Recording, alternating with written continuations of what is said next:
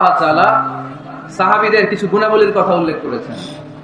আজকের এই রজনীতে আমরা সাহাবীদের জীবনী থেকে কিছু কথা শুনবো ইনশাআল্লাহ। পড়েন, কারণ সাহাবীরাই হচ্ছে আমাদের অনুপ্রেরণা। they are our spirit, they are our model, they are our real superhero, they are our real inspiration। ঠিক কি না? সাইয়েদনা আবু বকর, সাইয়েদনা ওমর ফারুক, সাইয়েদনা আলী রাদিয়াল্লাহু তাআলা আনহু, উসমান যুন্নুরাইন, এরা আমাদের মডেল। ঠিক কি না? নাকি সালমান খান আমাদের মডেল? আমির খান? কোন খেলোয়াড়, নায়ক, নায়িকা, গায়ক, গায়িকা? আমাদের মডেল হচ্ছে বিশ্বনবী আর সাহাবারা। আওয়াজ করে বলতে হবে, ঠিক কি না? এজন্য রব্বুল আলামিন বলেন, মুহাম্মাদুর রাসূলুল্লাহি ওয়াল্লাযীনা মাআহু আশিদ্দাউ আলাল কুফফারি রুহামাউ বাইনাহুম।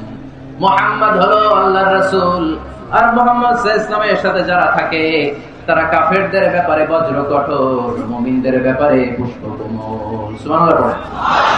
মুহাম্মদ সাল্লাল্লাহু আলাইহি ওয়াসাল্লাম হচ্ছেন আল্লাহর রাসূল, আর মুহাম্মদ সাল্লাল্লাহু আলাইহি ওয়াসাল্লামের সাথে যারা থাকে মানে সাহাবারা, আশিদ্দাউ আলাল কুফফার, তারা কাফেরদের ব্যাপারে বজ্র কঠোর, রুহামাউ বাইনাহুম, কিন্তু নিজেরা পুষ্পকমল। সুবহানাল্লাহ পড়েন। আমরা হয়ে গেছি উল্টা, আমরা নিজেরা বজ্র কঠোর। ঠিক কিনা? সাহাবারা হচ্ছেন কাফেরদের ব্যাপারে বজ্র কঠোর। পাখা পাওয়া যায়নি? পাখা সাহাবারা কাফেরদের ব্যাপারে বজ্র কঠোর। বুঝে শুনে উত্তর দিবেন, কাদের ব্যাপারে? কাফেরদের ব্যাপারে। আর নিজেরা পুষ্পকমল। আমরা তার উল্টো, আমরা নিজেরা বজ্র কঠোর। দেখা হইলে বলে আপনি কোন পীরের মুরিদ, দেখা হইলে শুরুতেই বলে আপনি কোন দল করেন, আছে না নাই? আর কাফের ফতুয়া তো বলে লাভ নাই, আছে না নাই? ভাই আমরা সবাই ভাই।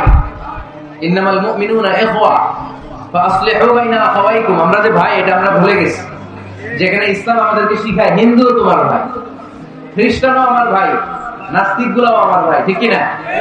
ভাতৃত্ব তিন ধরনের, একটা হচ্ছে উখওয়া আর নাসাবিয়া, ব্লাড কানেকশনের ভাই, যেমন আমার মায়ের পেটের ভাই, সে উখওয়া নাসাবিয়া, আমার আপন ভাই। ঠিক কি না? দুই নম্বর ক্যাটাগরি হচ্ছে আমরা এখানে যারা আছি, এটাকে বলে উখওয়া দ্বীনিয়া, দ্বীনি ভাই। আমরা একে অপরের কি ভাই? আমরা কেউ কাউকে চিনি এখানে? কোন আত্মীয়তার সম্পর্ক আছে? ব্লাড কানেকশন আছে? কিন্তু আমরা ভাই। আমার ভাইয়ের কিছু হলে আমার কষ্ট লাগে, ঠিক কিনা? ফিলিস্তিনে আমার ভাইয়ের গায়ে আঘাত লাগলে আমার হৃদয়ে আগুন জ্বলে যায়, ঠিক কিনা? আমার রোহিঙ্গা ভাইদেরকে যখন 1 মিলিয়ন রোহিঙ্গাকে যখন নিজ ভিটে বা মাটি ছাড়া করা হয়েছে, আমরা এটা সহ্য করতে পারি নাই, আমাদের রক্তক্ষরণ হয়েছে, জোরে বলেন ঠিক কিনা? ইন্ডিয়াতে যখন আমার মুসলিম ভাইয়েরা আক্রান্ত হয়, আমরা এখান থেকে গর্জে উঠি, কারণ আমার দ্বীনি ভাই। 3 নম্বর ভ্রাতৃত্বের ক্যাটাগরি হচ্ছে আল-উখওয়া আল-ইনসানিয়া, হিউম্যানিটেরিয়ান রিলিজিয়ন। মানবিক দিক থেকে ভাই, সেই দিক থেকে হিন্দু আমার ভাই, ঠিক কি না? খ্রিস্টানও আমার ভাই, নাস্তিকও আমার ভাই। বলেন তো আমাদের আদি পিতার নাম কি? আদি মাতার নাম হাওয়া আলাইহিস সালাম। আদম আলাইহিস সালাম যে পিতা, শুধু আমার পিতা না, হিন্দুর পিতা। তাহলে আমাদের সবার বাপ একজন। গোটা বিশ্বের সবার বাবা কয়জন? সবার মা কয়জন? আমাদের কোরআন কয়টা? আমাদের প্রভু এক নবীর উম্মত, জীবন বিধানে ওই শিবানী কোরআন। তবে কেন এক নও হে মুসলমান, এক হও করিয়া আহ্বান। বাইতুল্লাহ মদিনা শরীফে, উহুদ পাহাড়ে, বদরের মাঠে, ঠিক না? বাইতুল্লাহ মদিনা শরীফে, উহুদ পাহাড়ে, বদরের মাঠে। একটা তো জীবন, মরণ যে একটাই, একের সাথে মিলে মিশে একটাই প্রাণ।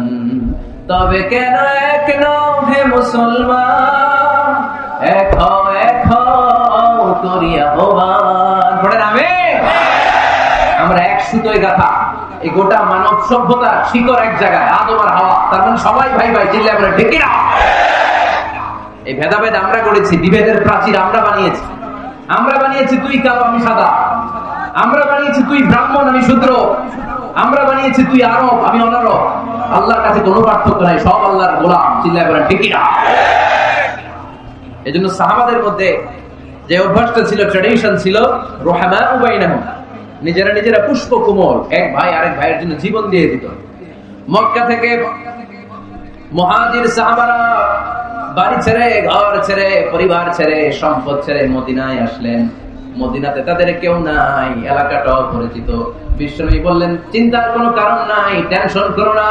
প্রত্যেক মুহাজির সাহাবীকে ধরে ধরে মদিনার আনসারী সাহাবীদের বাড়িতে পাঠিয়ে দিলেন, আর প্রত্যেকের সাথে ভ্রাতৃত্বের বন্ধনে আবদ্ধ করে দিলেন, ভাই ভাই বানিয়ে দিলেন। ভাই আনসার সাহাবারা নিজেদের যাদের দুইটা বউ ছিল, তারা বলতে শুরু করলো মুহাজির সাহাবী তুমি আমার ভাই, যেহেতু বিশ্বনবী তোমার দায়িত্ব আমাকে দিয়েছে, তুমি আমার আপন ভাইয়ের চেয়ে বড়, ঠিক কিনা? আমার দুইজন স্ত্রী, আমি একজনকে তালাক দিয়ে দিব, কারে ভালো লাগে দেখো, এই দুইজনের মধ্যে থেকে কারে ভালো লাগে তাকে তালাক দিব, ডিভোর্স দিব, তারে তুমি বিয়ে করে ফেলবা। আমার যত সম্পদ আছে সব সম্পদ এই যে সামনে নিয়ে আসলাম, অর্ধেক তোমার অর্ধেক আমার। সুবহানাল্লাহ বলবেন না? This is called Islamic brotherhood. এভাবে সম্পদ পেয়ে, স্ত্রী পেয়ে মুহাজির সাহাবারা আনন্দে নিয়ে যায় নাই। আব্দুর রহমান ইবনে আউফ রাদিয়াল্লাহু তাআলা আনহুকে যখন প্রস্তাব দেয়া হলো, আপনি আমার ভাই, আপনার দায়িত্ব বিশ্বনবী আমাকে দিয়েছে, আমার সব সম্পদের অর্ধেক নিয়ে যান, আমার একাধিক স্ত্রী আছে, কারে ভালো লাগে তাকে তালাক দিয়ে দিব, নিয়ে যান। উনি আনন্দের সাথে সব নিয়ে যায় নাই। আমরা পাইলে কি করতাম? হ্যাঁ, ধরেন আপনার বাড়ি ফরিদপুর, আপনি গেছেন চিটাগাং, একজন আপনার ভাই বানাই দিল, এখন বললো ভাই আমার দুই বউ, একটা আপনি নিয়ে যান। আমার 20 কোটি টাকা আছে ব্যাংকে, 10 কোটি আপনার। আমরা কি করতাম? আহা কি আনন্দ, আকাশে বাতাসে, ঠিক কিনা?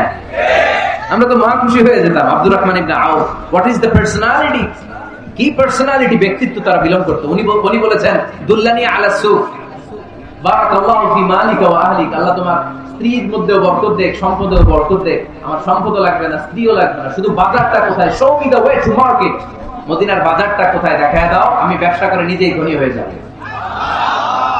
ভ্রাতৃত্বের বন্ধন। আশিদ্দাউ আলাল কুফার রুহামাউ বাইনাহুম, সাহাবারা কাফেরদের সাথে বজ্র কঠোর, নিজেরা নিজেরা পুষ্প কোমল, আর আমরা নিজেরা নিজেরা বলেন বজ্র কঠোর। এজন্য সাহাবীদের যে পন্থা, ওই পন্থা আমাদের মধ্যে আনার দরকার আছে না নাই? আমরা কি নিজেরা নিজেদেরকে ভাই বলতে পারি না? হ্যাঁ, আর কতদিন? সেই ছোটবেলা থেকে শুনতেছি এরে দেখতে পারে না, এরে গালি দেয়, কিন্তু আমরা ভাই। ইসলাম আমাদেরকে এটা শিখায় নাই, চিল্লায় বলেন ঠিক কিনা? তাই আমরা ভ্রাতৃত্বের বন্ধনে অটুট থাকতে চাই। আজকের মাহফিলের স্লোগান হোক কালিমা লা ইলাহা ইল্লাল্লাহ, যে পড়েছে সেই আমার ভাই। তার জন্য আমার হৃদয়ে ভালোবাসার দরদ আছে না নেই? এজন্য রব্বুল আলামিন বলেন মুহাম্মাদুর রাসূলুল্লাহি ওয়াল্লাযীনা মা'আহু আশিদ্দাউ আলাল কুফফারি রুহামাউ বাইনাহুম। মুহাম্মদ সাল্লাল্লাহু আলাইহি ওয়াসাল্লাম আল্লাহর রাসূল, তার সাথে যারা থাকে মানে তারা সাহাবারা, নিজেরা নিজেরা পুষ্পকমল, কাফেরদের ব্যাপারে তারা বজ্র কঠোর। সুবহানাল্লাহ পড়েন। এরপর আল্লাহ বললেন তারাহুম রুকআন সুজদান ইয়াবতাগুনা ফাদলাম মিনাল্লাহি ওয়া রিদওয়ানা। ও নবী আপনি দেখবেন আপনার সাহাবারা সব সময় রুকু করে, সব সময় সিজদা করে, সিজদার মধ্যে তারা মাথা ঠুকে ঠুকে আমার দরবারে কাঁদে, ঠিক কি না? সাহাবাদের একটা বৈশিষ্ট্য হচ্ছে অবসর পেলেই ওনারা রুকু করতেন, সিজদা করতেন। আকরাবু মা ইয়াকুনুল আবদু মির রাব্বিহি ওয়া হুয়া সাজিদ ফাআকসিরু ফীহি দুআ। বান্দা যখন সিজদায় লুটিয়ে পড়ে, বান্দা তখন আল্লাহর সবচেয়ে কাছে চলে যায়। আমরা যখন সিজদা দেই তখন আল্লাহর কাছে চলে যাই। কখন কাছে চলে যাই? যখন কি দেই? আপাত দৃষ্টিতে মনে হয় আমার সিজদাটা মসজিদের টাইলসের উপরে পড়েছে, জায়নামাজের উপরে পড়েছে, মসজিদের কাতারের উপরে, মুসল্লার উপরে পড়েছে, কিন্তু আল্লাহর হাবিব বলেন তোমার সিজদাটা আল্লাহর কুদরতি পায়ের উপরে পড়েছে। সাহাবীরা সব সময় রুকু সিজদায় পড়ে থাকতেন, আল্লাহর কাছে তারা চাইতেন। তাই আমাদের মডেল হবে সাহাবা। আমাদের মডেল হবে কারা? আওয়াজ করে বলেন কারা? এই মেসেজটা বাড়িতে নিয়ে যেতে পারবেন তো? This is the first message I dropped today for the people of Faridpur. ফরিদপুরবাসীর জন্য আজকের আমার প্রথম মেসেজ, আমাদের মডেল হচ্ছে সাহাবা, ঠিক কি না? সাহাবারা আমাদের মডেল, ওনারা আমাদের ইন্সপায়ারেশন, ওনারা আমাদের অনুপ্রেরণা। এজন্য আল্লাহ হাবিব সাল্লাল্লাহু আলাইহি ওয়াসাল্লাম বলেছেন লা তাসুব্বু আসহাবি, খবরদার আমার সাহাবাদেরকে গালি দিও না। তোমরা যদি উহুদ পাহাড় পরিমাণ স্বর্ণ দান করো, আমার সাহাবারা ওই কঠিন মুহূর্তে যে এক মুঠ চাল দান করেছিল ওই চালের দানের সমান হবে না।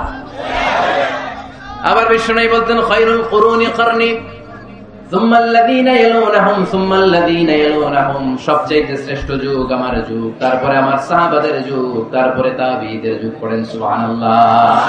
সবচেয়ে শ্রেষ্ঠ যুগ হচ্ছে সাহাবাদের যুগ। নাকি এখন প্লেন আবিষ্কার হয়েছে, রকেট আবিষ্কার হয়েছে, মডার্ন টেকনোলজি সব আমাদের হাতে, এজন্য এই যুগটা শ্রেষ্ঠ নাকি? আল্লাহর হাবিব সাল্লাল্লাহু আলাইহি ওয়াসাল্লাম বলেছেন সাহাবাদের যুগটা হচ্ছে গোটা দুনিয়া যত যুগ এই পৃথিবী দেখেছে সবচেয়ে শ্রেষ্ঠ যুগ হচ্ছে সাহাবাদের যুগ। চিল্লায়ে বলেন ঠিক কিনা? আবার আল্লাহ বললেন রাদিয়াল্লাহু তাআলা আনহু, রব্বুল আলামিন দুনিয়ার কোন গোষ্ঠীর ব্যাপারে, দুনিয়ার কোন জাতির ব্যাপারে, দুনিয়ার কোন মানুষদের ব্যাপারে রিদওয়ানুল্লাহ আল্লাহর সন্তুষ্টির কথাটা বলেন নাই, শুধু বলেছেন কেবলমাত্র সাহাবাদের জন্য। সুবহানাল্লাহ পড়া। এজন্য সাহাবাদের নাম শুনলে কি পড়তে হয়? আমি যদি পড়ি আবু বকর, এরপরে কি পড়বেন? যদি পড়ি ওমর, যদি পড়ি আলী, যদি পড়ি উসমান রাদিয়াল্লাহু তাআলা আনহু, আল্লাহ তাআলা আমাদের উপর খুশি হয়েছেন, ঠিক কি না? এজন্য সাহাবারা আমাদের মডেল। আজকে আমরা সাহাবাদের জীবন চরিত্র সম্পর্কে কিছু জানার চেষ্টা করব এবং সেই জীবনের আলোকে আমাদের জীবনকে আলোকিত করতে চেষ্টা করব ইনশাআল্লাহ। পড়ে সবার মনোযোগ আছে তো? আজকে আমরা সাইয়েদনা ওমর ফারুকের বায়োগ্রাফি সম্পর্কে জানবো। ওমর ফারুক রাদিয়াল্লাহু তাআলা আনহু, the super hero of this উম্মাহ। এই উম্মার সুপার হিরো তিনি, ঠিক কি না? ওনার মুখের আগে লাঠি চলতে বেশি। সুবহানাল্লাহ পড়বেন না? মাঝে মাঝে লাঠি চালানোর দরকার আছে না নাই? সাইয়েদনা ওমর ফারুক আমাদের জন্য অনুপ্রেরণা। He is the real superhero of Muslim ummah. তিনি এই উম্মার রিয়েল সুপার হিরো। এজন্য ওনার জীবনী থেকে আমরা কিছু শিক্ষা নেওয়ার চেষ্টা করব ইনশাআল্লাহ। পড়ে সাইয়েদনা ওমর ফারুক কিভাবে ইসলাম ধর্ম গ্রহণ করলেন, কিভাবে বিশ্বনবীর প্রাণের কলিজার টুকরা হলেন, এটা দিয়ে আমরা শুরু করি। আল্লাহ তাআলা সাইয়েদনা ওমর ফারুকের হৃদয়ের মধ্যে 3টা ধাক্কা মেরেছেন, ঈমানের ধাক্কা। আওয়াজ করে বলতে হবে কয়টা? জোরে বলেন তো কয়টা? 3টা ঈমানি ধাক্কা। এক হচ্ছে বিশ্বনবীর দোয়ার ধাক্কা, একই দোয়ার ধাক্কা। 2 হচ্ছে সূরা হাক্কা দিয়ে দিয়েছেন আল্লাহ এক ধাক্কা, সুবহানাল্লাহ পড়বেন না? 3 হচ্ছে সূরাতু তাহা দিয়ে আল্লাহ দিয়েছেন আরেকটা ধাক্কা। এই 3টা ঈমানি ধাক্কা যখন সাইয়েদনা ওমর ফারুকের হৃদয়ে লাগলো, উনি পড়তে আরম্ভ করেছেন আশহাদু আল্লা ইলাহা ইল্লাল্লাহ ওয়া আশহাদু আন্না মুহাম্মাদান আবদুহু ওয়া রাসূলুহু। আল্লাহু আকবার। বিশ্বনবী মক্কায় বসে বসে তাহাজ্জুদের সালাত পড়ে আল্লাহর কাছে দোয়া করলেন, আল্লাহুম্মা আইজ্জাল ইসলাম বিআহাব্বির রাজুলাইনি ইলাইক। ও আল্লাহ, 2 জন লোকের নাম বলবো, 2 জনের দরকার নেই, এই 2 জনের একজনকে আপনি ইসলামের সুশীতল ছায়া তোলে এনে ইসলামকে বিজয় দান করে দেন। মুহূর্তের মধ্যে দোয়াটা কবুল করে নিয়েছে কে? বিশ্বনবী বললেন, আল্লাহ 2 জনের নাম বলবো আজকের দোয়ায়। আবি জাহল ইবনে হিশাম, হয়তো হিশামের বেটা আবু জাহেলকে আপনি ইসলামের ভিতরে নিয়ে আসেন, কিংবা ওমর ইবনুল খাত্তাব, খাত্তাবের বেটা ওমরকে আপনি ইসলামের ছায়া তোলে নিয়ে আসেন। ওমর ফারুকের জন্য দোয়াটা কবুল করে নিয়েছে কে? মক্কার যে অবস্থা, আল্লাহ হাবিব সাল্লাল্লাহু আলাইহি ওয়াসাল্লাম বুঝলেন মক্কার এই 2 জনের একজন যদি আমার সাথে না থাকে তাহলে মক্কায় দাওয়াতি কাজ চালিয়ে যাওয়া যাবে। আল্লাহ বললেন, আল্লাহ বেশি চাই না, এই 2 জনের একজন, হয় আবু জাহেল নয় ওমর, হয় আবু জাহেল নয় ওমর। বিশ্বনবী যখন দোয়া করলেন, এই দোয়ার একটা ঈমানি ধাক্কা, নূরানি ধাক্কা সাইয়েদনা ওমর ফারুকের হৃদয়কে স্পর্শ করে ফেলল। দোয়া ইজ লাইক এ মিসাইল। এই যে আমরা দোয়া করি, এটা মিসাইলের মতো। যুদ্ধে মিসাইল হামলা করে না?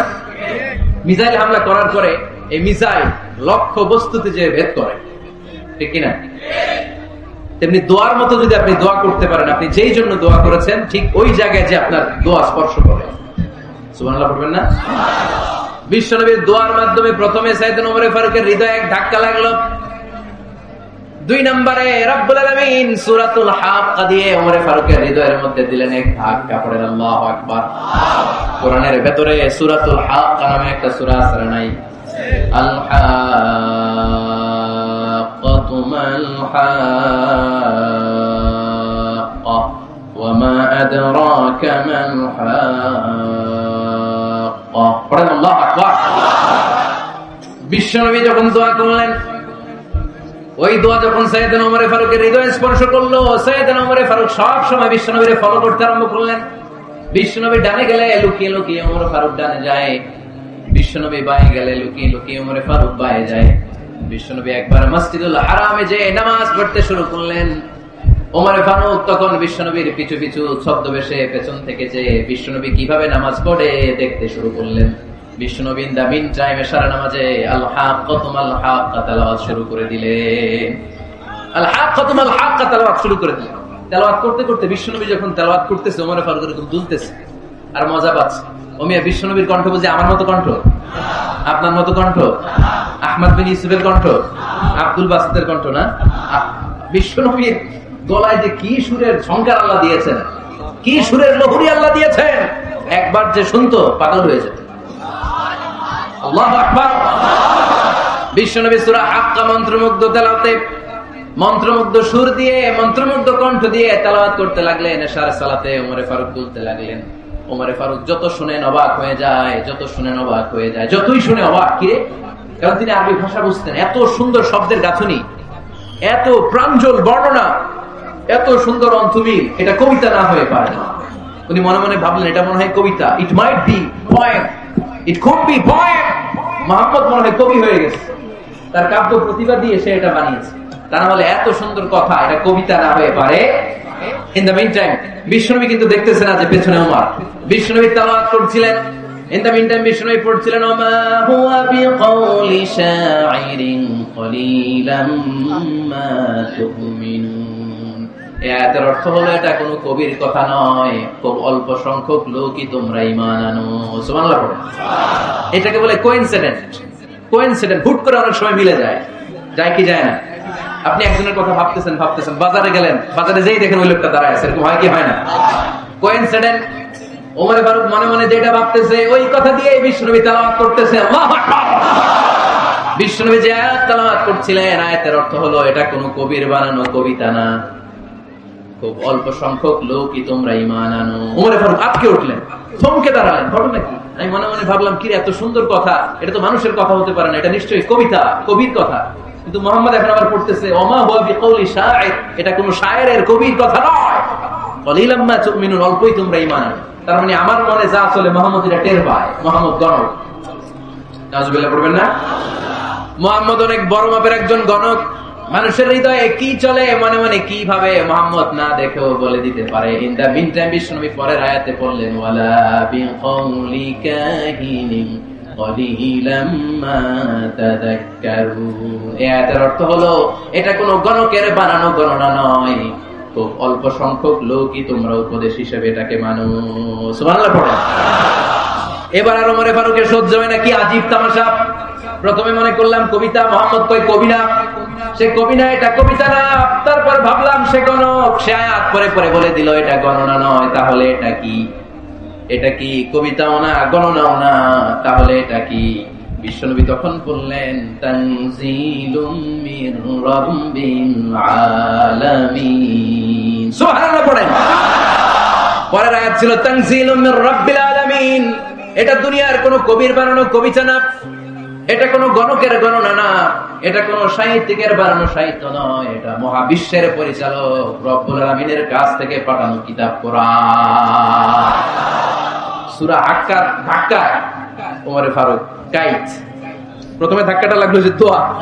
বিষ্ণুবী তাহাজ্জুদে কেঁদে দোয়া করলেন, আল্লাহ হয় আবু জাহেলের দিবা নাইলে ওমরের দিবা। ওই দোয়া ওমর ফারুকের হৃদয়ে ছোঁয়া লেগেছে। এরপর হাক্কা, সূরাতুল হাক্কা দিয়ে দিলে এক ধাক্কা। এই ধাক্কা খেয়ে উথাল পাথাল হৃদয়ের মধ্যে, হায় রে এ কি বাণী, এ কেমন কথা, কে মুহাম্মদ? তারপরও শয়তানের ওয়াসওয়াসা আছে না নাই? আল্লাহ বলে যতই ওয়াসওয়াসা ওমরকে দেয়া হোক, আমি ওমর ফারুককে মুসলিম উম্মতের সেনাপতি বানিয়ে ছাড়বো, আমি সেনাপতি বানাবো। এবার 3 নাম্বার ডোজ। ডাক্তারের কাছে গেলে প্রথমে দেখবেন সিম্পল ডোজ দেয়, নরমাল ওষুধ। এটাতে কাজ না হলে ডোজ বাড়ায়, একেবারে কাজ না হলে অ্যান্টিবায়োটিক মারে, আছে না নাই? আল্লাহ প্রথমে দোয়ার ছোঁয়া লাগালেন, তারপর সূরা হাক্কা দিয়ে ধাক্কা মারলেন।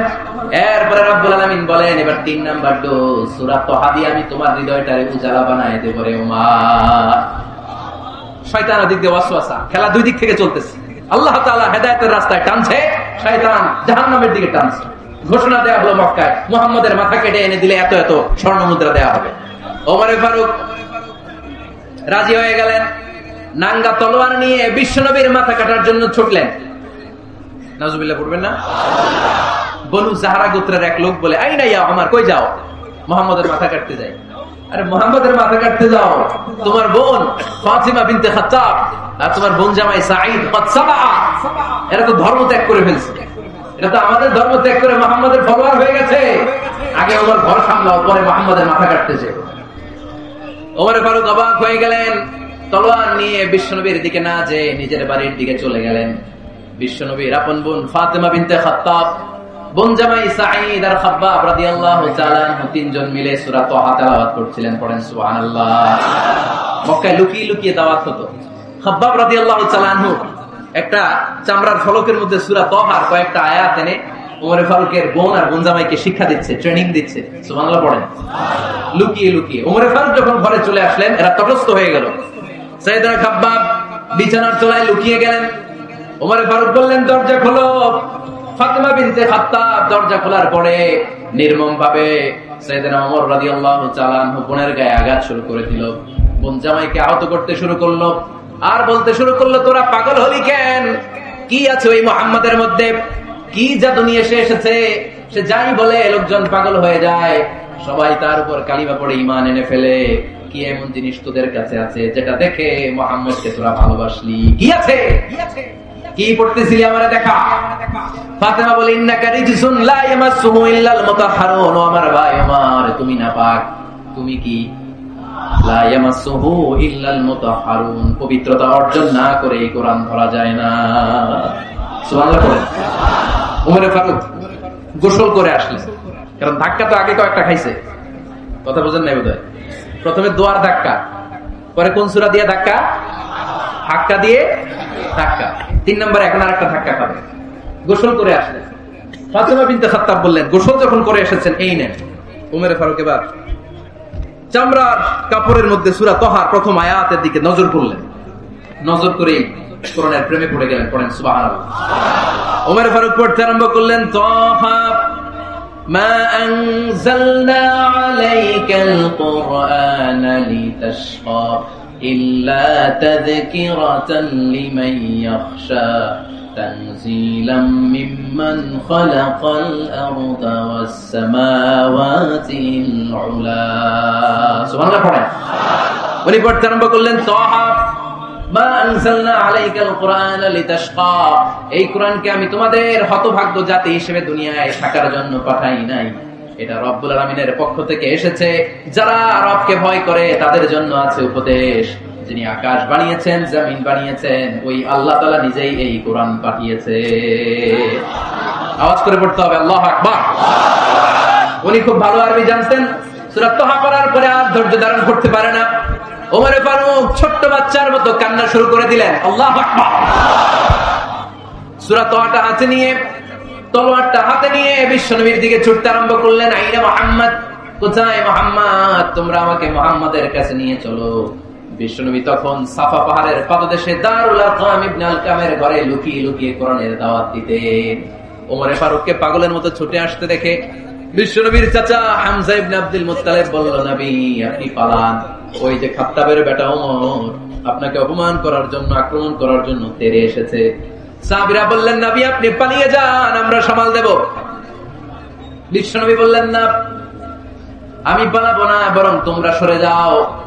ওমর ইবনে খাত্তাবকে আমার দরবার পর্যন্ত আসতে দাও। আমার তো মনে হচ্ছে ওই যে তাহাজ্জুদের নামাজ শেষে চোখের পানি ছেড়ে যে আমি আল্লাহর কাছে দোয়া করেছি, আজকে আমার ওই দোয়াটা কবুল হতে শুরু করেছে। আমার তো মনে হচ্ছে আমার দোয়া কবুল হবে, আসতে দাও। ওমর ফারুক এসে বললেন, আশহাদু আল্লা ইলাহা ইল্লাল্লাহ ওয়া আশহাদু আন্না মুহাম্মাদান আবদুহু ওয়া রাসূলুহু, আমি সাক্ষ্য দিলাম আল্লাহ ছাড়া কোনো ইলাহা নাই, নিশ্চয়ই আপনি আল্লাহর প্রেরিত বান্দা এবং রাসূল। পড়েন সুবহানাল্লাহ। ওমর ফারুক যখন কালিমা শাহাদা পড়ে মুসলমান হয়ে বিশ্বনবীর হাতে হাত রাখলেন, নমুসলিম সাহাবীদের মধ্যে খুশি আর আনন্দের বন্যা হয়ে গেল। নমুসলিম হাতে গোনা সাহাবারা আল্লাহর প্রশংসা করলেন। বিশ্বনবী সাইয়েদনা ওমর ফারুককে জড়িয়ে ধরলেন। ওমর ফারুক আবার বিশ্বনবীরে বললেন, নবী গো, আলাসনা আলাল হক, আমরা কি সত্যের উপরে আছি নাকি আমরা ভুলের উপরে আছি? বিশ্বনবী বললেন, বালা নাহনু আলাল হক, আমরা এই সত্যের উপরে আছি। সুবহানাল্লাহ। আলাসনা আলাল হক, নবী আমরা কি সত্যের উপরে নাই? হ্যাঁ অবশ্যই ওমর, তুমি সত্যের উপরে আছো। ওমর ফারুক বললেন, তাহলে ফাফিমাল ইখতিফা, তাহলে লুকায় লুকায় আর দাওয়াত দেব কেন? আমি তো কালিমা পড়ে ফেলছি, আসেন আমার সাথে বের হই। আর লুকায় লুকায় কেন, আসেন আমরা বাইরে বেরোই। বিশ্বনবী বললেন, ওমর এটা মাক্কি জীবন, এখানে আমরা একটু গোপনে গোপনে দাওয়াত দিতে চাই। ওমরে ফারুক বলে, না, আমার দায়িত্ব, আমি একটা মিছিল দিতে চাই নবী। আল্লাহর নামের তাকবীর দিতে দিতে দারুল আরকাম থেকে শুরু করে মসজিদুল হারাম পর্যন্ত একটা মিছিল দিয়ে আমি মক্কা কাঁপায়া দেব। অনুমতি দেন। বিশ্বনবী দিতে চায় না। ওমর ফারুক অনেক বুঝানোর পরে স্বল্প পরিসরের একটা অনুমোদন পাওয়া গেল বিশ্বনবী সাল্লাল্লাহু আলাইহি ওয়াসাল্লামের কাছ থেকে। কিন্তু মিছিল যে দিবে, মিছিলের জন্য লোকের দরকার আছে না নাই? এখানে লোক নাই, আমি একাই মিছিল দিতেছি। এটা জমবে, মিছিল জমবে।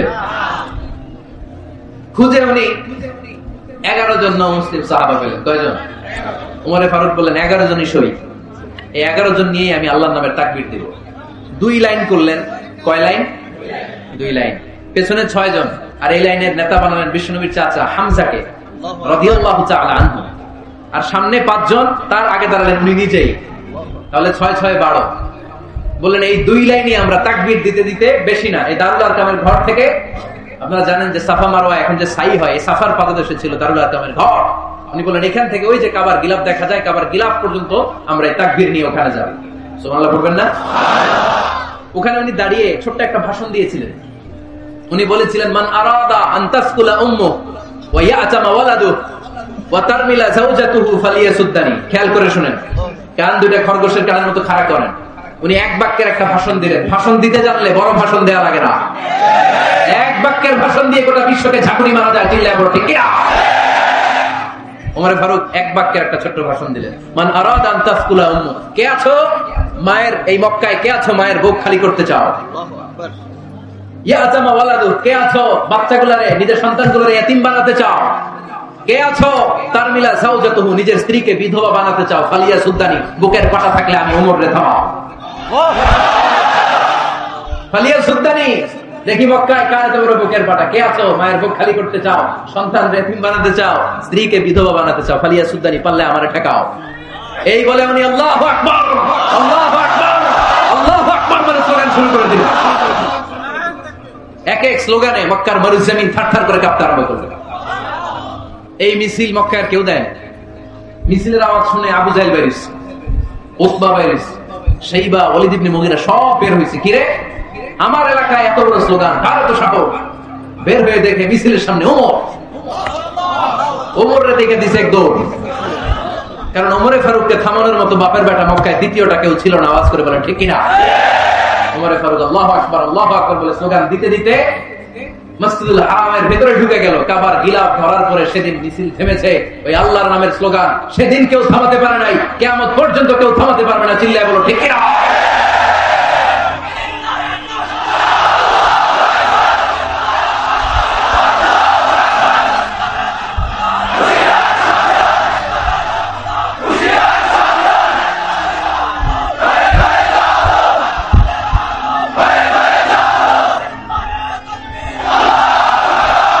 ওইরকম একটা ওমরের দরকার, আমাদের বেশি চাই না। জোরে বলেন ঠিক কিনা? খোদা আমায় আবার ওমর দারাজ দিল দাও, খোদা আমায় আবার ওমর দারাজ দিল দাও। আলীর মতো বীর সেনানি, আলীর মতো বীর সেনানি জাগাতে নিখিল দাও, খোদা দাও আমায় আবার ওমর দারাজ দিল। সুবহানাল্লাহ পড়েন। একটা ওমর লাগবে। চিল্লায় বলেন কয়টা? ওই ওমরের অপেক্ষায় বাংলাদেশ সহ গোটা মুসলিম উম্মাহ, ঠিক কিনা? একটা ওমরই যথেষ্ট। আমাদের সেন্ট্রাল লিডারশিপ নাই তো, আমাদের এদিকে লাথি মারলে আমরা ওইদিকে যাই, ওদিক থেকে গুতা মারলে আমরা এদিকে যাই। আমাদের রিপ্রেজেন্টেটিভ, আমাদের প্রতিনিধিত্ব করার মতো কোন কেন্দ্রীয় লিডারশিপ নেতৃবৃন্দ গোটা বিশ্বে নাই, ঠিক কিনা? আমরা সেই ওমরে ফারুকের অপেক্ষায়, আমরা সেই ইমাম আল মাহাদির অপেক্ষায়। এই ওমরে ফারুক আমাদের মডেল, ঠিক কিনা? থার্ড ইন পজিশন এই পুরো উম্মতের মধ্যে ওনার পজিশন নাম্বার 3। 1 নাম্বার পজিশন বিশ্বনবীর, কার? 2 নাম্বার পজিশন কার? আবু বকর। 3 নাম্বার পজিশন কার? ওমরে ফারুকের। বিশ্বনবী বলতেন লা নবিয়্যা বা'দি, লা নবিয়্যা বা'দি, আমার পরে কোনো নবী নাই, ওয়ালা রাসূলা, আমার পরে কোনো রাসূল নাই। আমার নবীর পরে আর কোনো নবী আছে? আমার নবীর পরে আর কোনো রাসূল আছে? এই যে কাদিয়ানী যে একটা সম্প্রদায় আছে, এরা কি মুসলিম নাকি অমুসলিম? মুসলিম সম্প্রদায়ের সাথে এদের কোনো সম্পর্ক নাই। চিল্লা বলেন ঠিক কিনা? এরা যদি মুসলমান হতে চায়, আমার নবী দ্য লাস্ট মেসেঞ্জার, বিশ্ব নবীকে খাতামুন নবী হিসেবে সংবাদ সম্মেলন করে গোটা বিশ্বকে জানাই দিতে হবে, তারপরে তাদেরকে আমরা মুসলিম হিসেবে স্বীকৃতি দিব। চিল্লা বলেন ঠিক কিনা? তা না হলে তারা কোন ধর্মের এটাকে জানাই দিতে হবে। No inferiority complex, no identity crisis. Identity ক্রাইসিসে থাকা যাবে না। আপনারা কোন ধর্মের এটা জানাই দেন। আপনারা বিশ্ব নবীরও শেষ নবী মানবেন না, আবার মুসলিম বলেও নিজেদেরকে ট্যাগ লাগাতে চাইবেন। সাধারণ মুসলমানরা এটা এই ধোঁকাবাজি মানে না। চিল্লায় বলেন ঠিক কিনা? আমার নবীর পরে কোনো নবী নাই, আমার রাসূলের পরে কোনো রাসূল নাই, ঠিক কিনা? আল্লাহর হাবিব বলতেন, লাউ কানা বা'দি নাবিয়্যুন লাকানা উমর। তবে আমার পরে যদি নবী হওয়ার যোগ্যতা কারো থাকে, আমার ওমরের ওই যোগ্যতা আছে। সুবহানাল্লাহ পড়েন। প্রভু তুমি বলেছো রাসূল দেবে না, বলনি দেবে না ওমর, বলনি দেবে না হামজা তারি, খালিদ বিজয় সমর। প্রভু তুমি বলেছো রাসূল দেবে না, বলনি দেবে না ওমর, বলনি দেবে না হামজা তারি, খালিদ বিজয় সমর। প্রভু তুমি বলেছো রাসূল দেবে না। সুবহানাল্লাহ পড়েন। এজন্য আমরা একটা ওমর চাই। কয়টা? বেশি লাগবে? নেতার মতো নেতা কয়টা লাগে? জোরে বলেন কয়টা? Enough, that's enough. Omar Farooq, our super hero. ওনার সাথে বিষ্ণু ইসলামের মুসাহারার সম্পর্ক ছিল। ওমর ফারুক যে বিশ্বনবীর শ্বশুর, এটা অনেকে জানেই না। ওমর ফারুক রাদিয়াল্লাহু তাআলা আনহু বিশ্বনবীর শ্বশুর ছিলেন। এটা আজকে নতুন শুনছেন। কে কে হাত তোলেন? দেখছেন হুজুর? সঠিক বলছি না আমি? অনেকে আমরা জানি না। মাশাআল্লাহ, জানতে লজ্জা নাই, শিখতে লজ্জা নাই। লজ্জা হচ্ছে অজ্ঞতায় আর মূর্খতায়, ঠিক কি না? আমরা শিখতে রাজি আছি। যে কথা বলে আমরা তার ছাত্র। আমার আগে হুজুর কথা বলতেছিলেন, আমরা ছিলাম ছাত্র। এখন আমি কথা বলতেছি, এখন আমরা সবাই হয়ে গেছি ছাত্র, ঠিক কিনা? যিনি বলেন তিনি শিক্ষক, বাকিরা আমরা ছাত্র, ঠিক কিনা? 4 খলিফার 2 খলিফা, ইসলামের 4 খলিফার 2 খলিফা বিশ্বনবীর মেয়ের জামাই, আর বাকি 2 খলিফা বিশ্বনবীর শ্বশুর। সুবহানাল্লাহ পড়েন। সাইয়েদনা আলী রাদিয়াল্লাহু তাআলা আনহু, সাইয়েদনা উসমান যুন নূরাইন বিশ্বনবীর মেয়ের জামাই। উসমান রাদিয়াল্লাহু তাআলা আনহুর কাছে বিশ্বনবী 2 মেয়েকে বিয়ে দিয়েছিলেন। একজন মারা যাওয়ার পরে আরেকজন। বিশ্বনবী বলেছেন এরপরে আরেকটা থাকে, ওইটারও বিয়ে দিতা। সুবহানাল্লাহ পড়বেন না? 2 জন ছিল মেয়ের জামাই আর 2 জন ছিল শ্বশুর। সাইয়েদনা আবু বকর শ্বশুর, বিশ্বনবীর স্ত্রী আম্মা জান হাফসা রাদিয়াল্লাহু তাআলা আনহার বাবা ছিল সাইয়েদনা ওমর ফারুক। চিল্লায় পড়েন আল্লাহু আকবার। জান্নাতুল পজিশন না, সাইয়্যিদু কুহুলিল জান্নাহ। জান্নাতে যত নারীরা যাবে, নারীদের সর্দারানী হবে সাইয়্যিদাতুনা ফাতেমা রাদিয়াল্লাহু তাআলা আনহা। এই ফরিদপুরের যত ইয়াংস্টাররা তোমরা যারা জান্নাতে যাবে, তোমাদের লিডার হবে সাইয়েদনা হাসান আর হুসাইন রাদিয়াল্লাহু তাআলা আনহু। আর বয়স্ক মুরব্বিরা যারা জান্নাতে ঢুকবেন, আপনাদের লিডার হবে সাইয়েদনা আবু বকর আর সাইয়েদনা ওমর ফারুক রাদিয়াল্লাহু তাআলা। সুবহানাল্লাহ পড়তে পারলেন না? ওমর ফারুক সাধারণ কোনো ক্যারেক্টারিস্টিক্স নয়। ওনাকে আল্লাহ তাআলা নলেজও দিয়েছেন, আবার দ্বীনদারিও দিয়েছেন। আমার দিনী ভাইয়েরা খেয়াল রাখবেন, কোন আলেমের মধ্যে বা কোন নেতার মধ্যে যদি এই দুইটার সমন্বয় আপনি পান, যে তার জ্ঞানও আছে আবার দ্বীনদারিও আছে, he belongs the knowledge and he belongs the তাকওয়া, সে গোটা বিশ্বকে জয় করে ফেলছে, ঠিক কি না? যার মধ্যে জ্ঞান আছে, যার মধ্যে তাকওয়া আছে, তারা কেউ থামায় রাখতে পারে? ওমর ফারুককে এই 2 নেয়ামত দিয়ে ধন্য করেছে কে? আল্লাহ। সহিহ বুখারীর বর্ণনা, বিশ্বনবী সাহাবীদের সামনে একটা স্বপ্নের কথা বলছেন। বিশ্বনবী বললেন, আমি স্বপ্নে দেখলাম আমার আঙ্গুলের ফাঁকা থেকে দুধ বের হচ্ছে, আমি তৃপ্তি সহকারে দুধ খেলাম। খাওয়ার পরে দেখলাম আঙ্গুলের মধ্যে একটু দুধ লেগে আছে। আমার আঙ্গুলে অতিরিক্ত লেগে থাকা দুধটা আমি ওমর ফারুকের মুখের মধ্যে লাগিয়ে দিলাম। সাহাবারা বললেন, ইয়া রাসূলুল্লাহ, ইয়া হাবিবাল্লাহ, মাযা আওয়ালতা বিহি, এই স্বপ্নের আপনি কি ব্যাখ্যা করলেন? আমরা তো বুঝলাম না।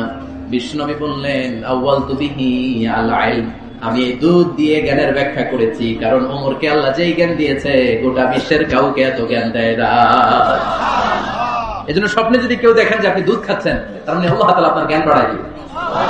ওমর ফারুককে দুধ খেয়ে অতিরিক্ত দুধের অংশটা বিশ্বনবী আবু বকর রাদিয়াল্লাহু তাআলা আনহুর মুখে দেন নাই, সাইয়েদনা উসমানের মুখে দেন নাই, আলী রাদিয়াল্লাহু তাআলা মুখে দেন নাই, স্বপ্নে ওই অতিরিক্ত লেগে থাকা দুধটা বিশ্বনবী ওমর ফারুকের ঠোঁটের মধ্যে লাগিয়ে দিয়েছে। এই হাদিস থেকে প্রমাণ হয় আল্লাহ তাআলা জ্ঞানের নিয়ামতে সাইয়েদনা ওমর ফারুককে ধন্য করেছেন। আবার বুখারীর বর্ণনা, বিশ্বনবী সাল্লাল্লাহু আলাইহি ওয়াসাল্লাম আরেকটা স্বপ্নের বর্ণনা দিচ্ছেন।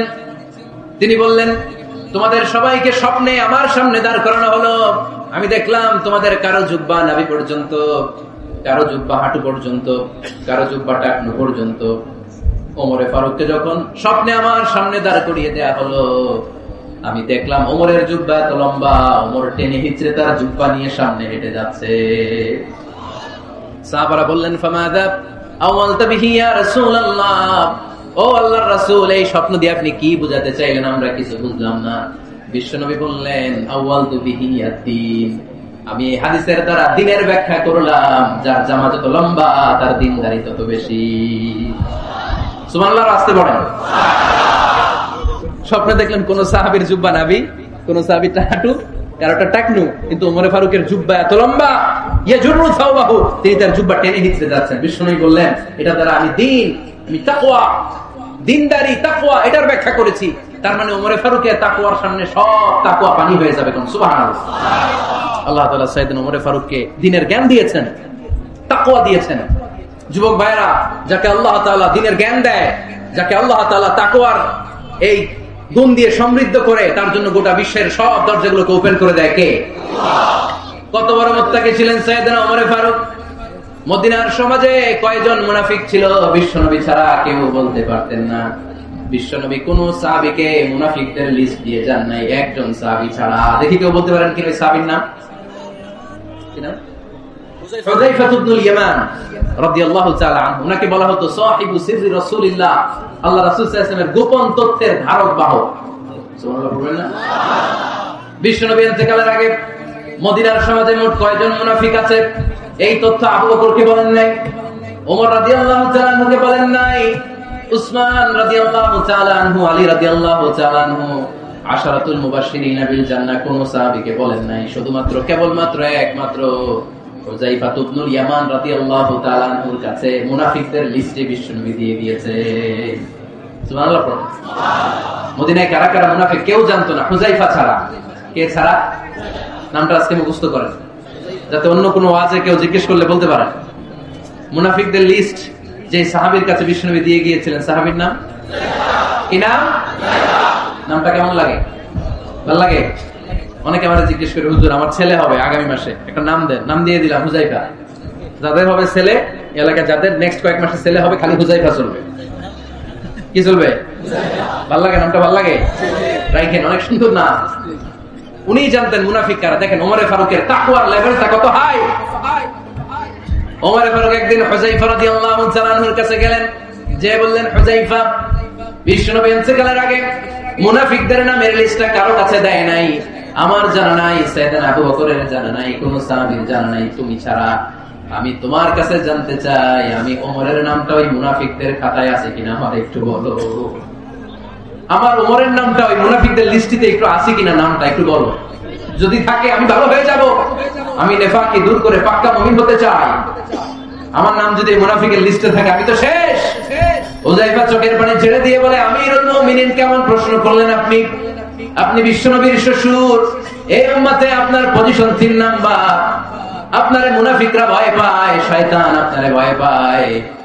আপনি জান্নাতে সব বয়স্ক লোকদেরকে নিয়ে জান্নাতের মধ্যে আগে আগে ঢুকবেন, কেমন করে মুনাফিকদের কাতারে আপনার নাম থাকতে পারে? সুবহানাল্লাহ। কি বিনয়ী, কি তাকওয়া।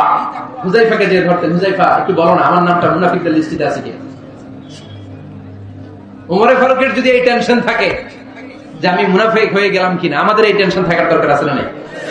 হ্যাঁ, যেন সব সময় আল্লাহর কাছে দোয়া করতে হবে, আল্লাহ তুমি নেফাকি থেকে আমাদেরকে বাঁচাও। আর জোরে পড়েন আমিন। আপনারা উঠা বসা শুরু করলেন কেন? অনেক রাত হয়ে গেছে তাই? হ্যাঁ, শেষ করে দেই তাহলে না? যে অনেকের কষ্ট হচ্ছে মনে হচ্ছে।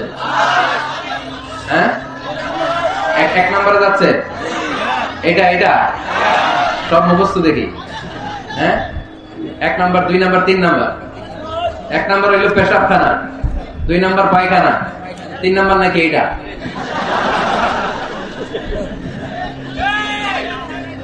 আছে না নাই? না। সিগারেট কোন মুসলমান খেতে পারে?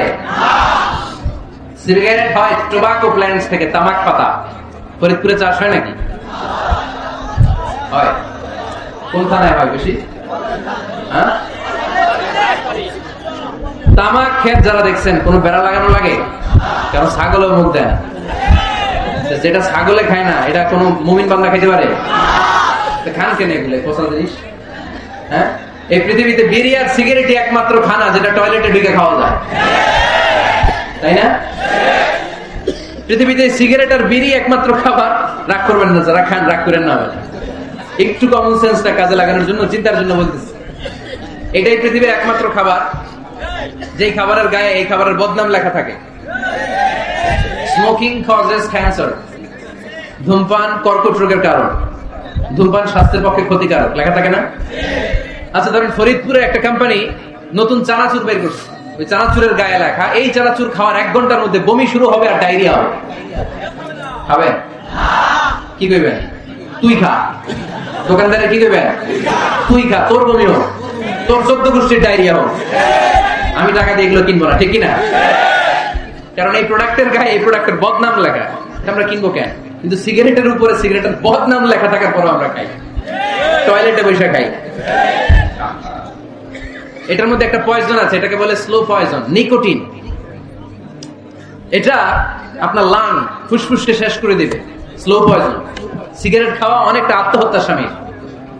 বিষ খেলে সাথে সাথে মরে, সিগারেট খেলে ধুকে ধুকে মরে। আর সিগারেট থেকে হেরোইন, গাঁজা, ফেন্সিডিল, ইয়াবা, মেরিজুয়ানার পথে মানুষ পথ বাড়ায়, পা বাড়ায়, তাই না? এগুলো খাবেন না।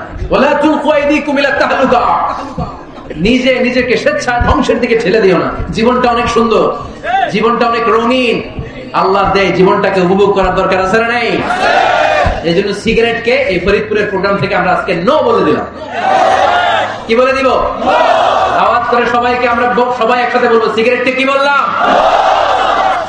মনে থাকবে? মাহফিলের প্যান্ডেল থেকে বাইরে হয়ে আবার ইয়েস, হ্যাঁ না, ইয়েস করা যাবে না। সিগারেটকে কি বললাম? নো। ওমর ফারুক রাদিয়াল্লাহু তাআলা আনহু আমাদের সুপার হিরো, আমাদের সবাই বলেন আমাদের। উনি কত বড় সুপার হিরো শুনেন। উনি জুমার খুতবা দিচ্ছেন। কি দিচ্ছেন? মসজিদে নববীতে। খুতবার মাঝখানে হঠাৎ বললেন, ইয়া সারিয়াতাল জাবাল, ইয়া সারিয়াত ইবনে জানিমিল জাবাল। এই কথা বলেই আবার খুতবা দিতে শুরু করলেন। ওনার ইয়া সারিয়াত ইবনে জানিমিল জাবালের সাথে আগের কথার কোনো মিল নাই, পরের কথারও কোনো মিল নাই। জুমার নামাজের পর মুসল্লি সাহাবারা ধরলেন, বললেন, ইয়া আমিরাল মুমিনিন। খুতবার মাঝখানে হঠাৎ করে ইয়া সারিয়াত ইবনে জানিমিল জাবাল বলে আপনি চিৎকার করলেন কেন? আপনার এই বাক্যের সাথে আপনার খুতবার আগের বাক্যের কোনো মিল নাই, আপনার খুতবার পরের বাক্যের কোনো মিল নাই। এই কথা আপনি কারে বললেন? কারে উদ্দেশ্য করে বললেন? এই কথার তাৎপর্য কি আমাদেরকে বুঝিয়ে বলেন। ওমর ফারুক বললেন, আমি যখন খুতবা দিচ্ছি আমি দেখতে পেলাম ওই যে কয়েক মাস আগে আমি আমার মুসলিম সেনাবাহিনী পারস্যে আক্রমণের জন্য পাঠিয়েছি বর্তমান ইরানের ওই বিশাল এলাকাতে পারস্যে আমি আমার ব্যাটালিয়ন পাঠিয়েছি। আমি হঠাৎ করে দেখতে পেলাম আমার মুসলিম বাহিনীর সেনাপতি যুদ্ধের এক পর্যায়ে তার ডানে আছে উপত্যকা, বায়ে আছে পাহাড়, সে পাহাড়ি রাস্তা ছেড়ে দিয়ে উপত্যকার দিকে যেতে শুরু করেছে। আমি দেখতে পেলাম আমার মুসলিম বাহিনী যদি উপত্যকার দিকে ছুটে বেড়ায়, কাফির মুশরিকরা আমার মুসলিম বাহিনীকে কচুকাটা করে ফেলবে। তাই আমি এখান থেকে তাদেরকে কমান্ড দিয়ে বলেছি, ইয়া সারিয়াতাল জাবাল, উপত্যকার দিকে নয় পাহাড়ের দিকে যাও, তাহলেই তোমাদের বিজয় নিশ্চিত হয়ে যাবে। উপত্যকার দিকে যেও না, ইলাল জাবাল, ইলা সারিয়াতিল জাবাল, পাহাড়ের দিকে ছোট। সাহাবারা অবাক, ঘটনা কি? উনি বসে আছেন মদিনায় মসজিদে নববীর মিম্বারে দাঁড়িয়ে, উনি যদি ইয়া সারিয়াতাল জাবাল বলে এটা কি ইরানে যাবে নাকি? ও মিয়া, তখনকার সময়ে বর্তমানের মতো মোবাইল ছিল নাকি? ইন্টারনেট ছিল নাকি? কিছু ছিল? খালি মুখে আমি যদি বলি ইয়া সারিয়াতাল জাবাল, এটা ইরানে যাবে, ইন্ডিয়ায় যাবে, ঢাকায় তো যাবে, ফরিদপুর শহরেই তো বসবে না, ঠিক কিনা? কিন্তু এটা আমিরুল মুমিনিন বিশ্বাসী সাহাবারা বিশ্বাস করে নিল। কিছু মুনাফিক ছিল, এরা কয় না ঝামেলাস, এটা তো সম্ভব না। এক কাজ করি, এই সেনাপতি যখন বিজয়ী বেশে মদিনায় ফিরে আসবে আর আমরা তো এরা দিন গুনতে লাগলো, এই সেনাপতি মুসলিম বাহিনী নিয়ে পারস্য জয় করে কবে ফিরে আসবে। এই মুনাফিকের দলগুলো কখনো সেনাবাহিনীকে অভ্যর্থনা জানাতে যেত না, কিন্তু এইবার সবার আগে মদিনার উপকণ্ঠে যে সেনাপতিদেরকে অভ্যর্থনা জানানোর জন্য ফুল নিয়ে রেডি, ফুল নিয়ে দাঁড়ায় আছে। সেনাপতি ঢুকার সাথে সাথে ধরছে, এই সেনাপতি কোথেকে আসছে? পারস্য জয় করে আসছে। এমন এমন দিন, জুমার দিন দুপুর বেলা যুদ্ধের মাঝখানে আমিরুল মুমিনিনের কণ্ঠের কোন কথাবার্তা শুনছো নাকি? সেনাপতি অবাক, তোমরা জানলে কেমনে? শুনছি তো। সুবহানাল্লাহ বলবেন না? আমরা যুদ্ধে একটা ভয়ঙ্কর অবস্থার মধ্যে ছিলাম, পেছন থেকে শত্রু আমাদেরকে আক্রমণ করতে শুরু করে দিল। ডানে যাব না বায়ে যাব, সামনে যাব নাকি পেছনে যাব, রাস্তা খুঁজে পাচ্ছি না। ডান দিকে ছিল আমাদের উপত্যকার রাস্তা, বাঁ দিকে ছিল পাহাড়ি পথ। আমরা সোজা পথ হবে মনে করে উপত্যকার দিকে ছুটতে আরম্ভ করলাম। হঠাৎ করে আমিরুল মুমিনিনের কণ্ঠ বজ্র কণ্ঠে আমার কানের মধ্যে ভেসে আসলো। আমার মনে হলো আমিরুল মুমিনিন কেমন যেন আমাকে কমান্ড দিচ্ছেন আর বলছেন, ইয়া সানিয়াতাল জাবাল, ডান দিকে উপত্যকার পথে নয়, তাড়াতাড়ি পাহাড়ের দিকে সৈন্যবাহিনী নিয়ে উঠে যা। পাহাড়ের দিকে, ডানে না। This is wrong track and this is the right track. ওই দিন যদি ওমরে ফারুকের ওই গাইডলাইন, আমিরুল মুমিনিনের কমান্ড যদি আমি না শুনতাম, আজকে বিজয়ের বেশে ফিরতেও পারতাম না, আমাদের চেহারাও তোমরা দেখতে পেত না। ওমরে ফারুকের ওই কমান্ড, ওই গাইডলাইন অদৃশ্য থেকে শোনার কারণে ওই পারস্যের মধ্যে আমাদেরকে সেই যুদ্ধে বিজয় দান করেছে কে? দিস ইজ ওমরে ফারুক, দিস ইজ ওমরে ফারুক। বিশ্বনবী বলতেন, আমার মা লাকিয়াকা শাইতানু সালিকান ফাজ্জান ইল্লা সালাকা ফাজ্জান গায়রা ফাজ্জিকুম। শয়তান ইবলিস যদি তোমার কোনো রাস্তা দিয়ে হাঁটতে দেখে, শয়তান ওই রাস্তা রেখে দিয়ে অন্য রাস্তা দিয়ে হাঁটে। সুবহানাল্লাহ বাড়িতে দিয়ে বললেন। কে বলতেছে? বিশ্বনবী। কার ব্যাপারে? ওমরে ফারুকের ব্যাপারে। শয়তান যদি দেখে যে ওমরে ফারুক এই রাস্তা দিয়ে হাঁটছে, শয়তান ওই রাস্তা রেখে দিয়ে অন্য রাস্তা দিয়ে হাঁটে। সুবহানাল্লাহ পড়ে। রাত্রিবেলা আমরা আমাদের বাচ্চা ছেলে মেয়েদেরকে যখন খাওয়াই, বাচ্চারা খেতে চায় না, এরকম হয় আপনাদের ফরিদপুর এলাকায়? এই এলাকায় হয় নাকি? খেতে চায় না বাচ্চারা, এই চকলেট দেখায়া, এই মিনা কার্টুন দেখায়া, এইটা সেইটা এগুলো সেগুলো বলে, গল্প টল্প বলে ভুলাইয়া খাওয়ানো লাগে, তাই না? তারপরও খায় না। আমারও ছোট মেয়ে আছে, খেতে চায় না, এইটা সেইটা এমনি সেমনি খাওয়ানো লাগে। তো শেষে না পেরে মা বাবা বলতে বাধ্য হয়, ওই যে ভূত আসতেছে, ভূত, তাড়াতাড়ি তাড়াতাড়ি খাও, নাহলে ভূত ধরবে তোমার। ওই যে বাঘ আসতেছে, বাঘ, তাড়াতাড়ি খাইলে নাহলে বাঘে কামড়াবে। বলি না আমরা? আপনারা কি বলেন? ভূত। আর কি বলেন? হ্যাঁ হ্যাঁ, আচ্ছা, এক এক জায়গায় এক একটা আমরা বলি, ভূত আসবে, বাঘ খাবে, ভাল্লুক খাবে, তাড়াতাড়ি খাও। মদিনাতে যখন ওমরে ফারুক আমিরুল মুমিনিন, মদিনার মায়েরাও বাচ্চাদেরকে খাওয়াতে পারতো না, ছোট্ট মেয়েদেরকে খাওয়াতে পারতো না, খাওয়া নিয়ে যন্ত্রণা করতো। বাচ্চারা যখন মদিনায় খেতে চাইতো না রাত্রিবেলায়, মদিনার মায়েরা বলতো, তাড়াতাড়ি খাও, হা হুয়া ইয়াতি উমর, হা হুয়া ইয়াতি উমর, তাড়াতাড়ি খা, নাইলে ওই যে ওমর আসতেছে, Omar. This is our super hero সাইয়েদনা ওমর ফারুক রাদিয়াল্লাহু তাআলা। শুধু শয়তানি ভয় পেত না, মুনাফিকরাও ভয় পেত, জমের মতো ভয়। শুধু তাই না, আমাদের আম্মাজান বিষ্ণু ইসা ইসলামের স্ত্রীরাও ওমর ফারুককে ভয় পেতেন। সুবহানাল্লাহ কইবেন না? মাঝে মাঝে বিষ্ণু ইসা ইসলামের সাথে আম্মাজান আয়েশার ঝগড়া হতো, হতো না? আপনাদের ফ্যামিলিতে ঝগড়া হয়? হয় না? হয় না? কার কার দেখি? ওরে আল্লাহ, অনেক আল্লাহর ওলি আছে তো জায়গায়, ঝগড়া হয় না? কি কথা, ঝগড়া হয় না? বিষ্ণু নবীর ফ্যামিলিতে ঝগড়া হয়, আপনার ফ্যামিলিতে হয় না? মিষ্টি ঝগড়া। আর ও বিয়েই করে নাই।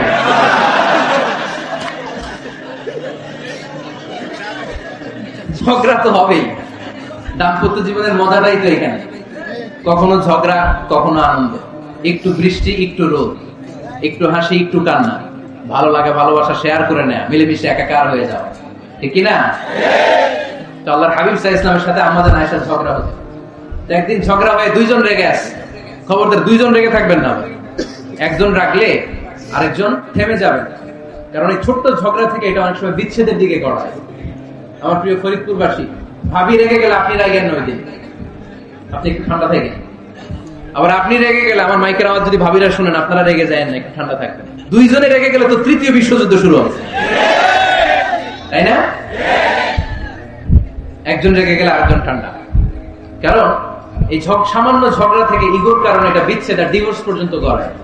আর শয়তান এখানে উস্কানি দেয়, কারণ ইমানদারদের ফ্যামিলি ভাঙতে পারলে শয়তান সবচেয়ে বড় খুশি হয়, আর ইমানদারদের ফ্যামিলি টিকে থাকলে খুশি হয়ে যায় কে? আম্মা জান আয়েশা রাদিয়াল্লাহু তাআলা আনহার সাথে বিষ্ণু ইসা ইসলামের ঝগড়া হতো মাঝে মাঝে। একবার ঝগড়া হলো, বিষ্ণু ইসা ইসলাম রাগ, আম্মা জান আয়েশাও রাগ। বিষ্ণু বললেন, আয়েশা ঝগড়া করে আর কতক্ষণ থাকবো, আসো মিটমাট করি। আয়েশা রাদিয়াল্লাহু বললেন, ঠিক আছে মিটমাট করি। তো বিষ্ণু ইসা ইসলাম বললেন, মিটমাটের জন্য কারে ডাকবো? ওমরে ডাকি। কয় না, ওমরে না, ওমর গালিজ, ওমর অনেক রাগে, আমার ডর লাগে। কয় তাহলে তোমার আব্বারে ডাকি। কয় ডাকো। কি খুশি, মেয়েদের মধ্যে অভ্যাসটা আছে না নাই? তাহলে তোমার আব্বারে ডাকি। ডাকেন, ডেকে নিয়ে আসা হলো। আবু বকর রাদিয়াল্লাহু তাআলা আনহু দাঁড়ালেন, আম্মা জান আয়েশা দাঁড়ালেন, বিশ্বনবীও দাঁড়ালেন। বিশ্বনবী বললেন, আয়েশা তোমার আব্বা আসছে, এবার ঘটনা খুলে বলার পালা, তুমি বলবা নাকি আমি বলবো? আম্মা জান আয়েশা বললেন, আপনি বলেন, তবে ওয়ালা তাকুল ইল্লা হাক্কান, যেটা ঘটছে ওইটাই বললেন, মিথ্যা কথা কইেন না। আবু বকর রাদিয়াল্লাহু তাআলা রেগে মেগে আগুন, কি এই কথা তুমি কেমন করে বলো? বিশ্বনবী কি মিথ্যা কথা কখনো বলবে? রেগে মেগে দিলেন মেয়ের গালে এক চড়। বানিয়ে বলতেছি না, মুসনাদ আহমদ ইবনে হাম্বলের হাদিস। বাবার হাতের থাপ্পড়কে আম্মা জান আয়েশা উল্টে বললেন। সাইয়েদনা আবু বকর রাগে গড়গড় করছেন, আবার মারার জন্য তেড়ে গেলেন।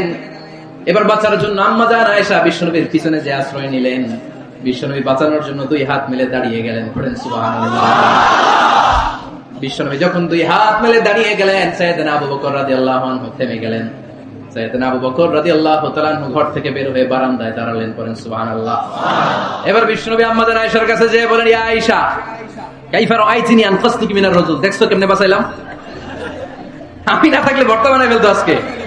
আমি বাঁচাইছি তোমারে, আমি আমার লগে ঝগড়া করো তুমি। লজ্জায় পড়ে আম্মা জান আয়েশা খিলখিল করে হেসে দিলেন, বিশ্বনবীও হেসে দিলেন। দুইজনের হাসির মধুর আওয়াজ শুনে সাইয়েদনা আবু বকর বাইরে থেকে অবাক, কিরে এতক্ষণ না ঝড় তুফান, এখন দেখি হাসি।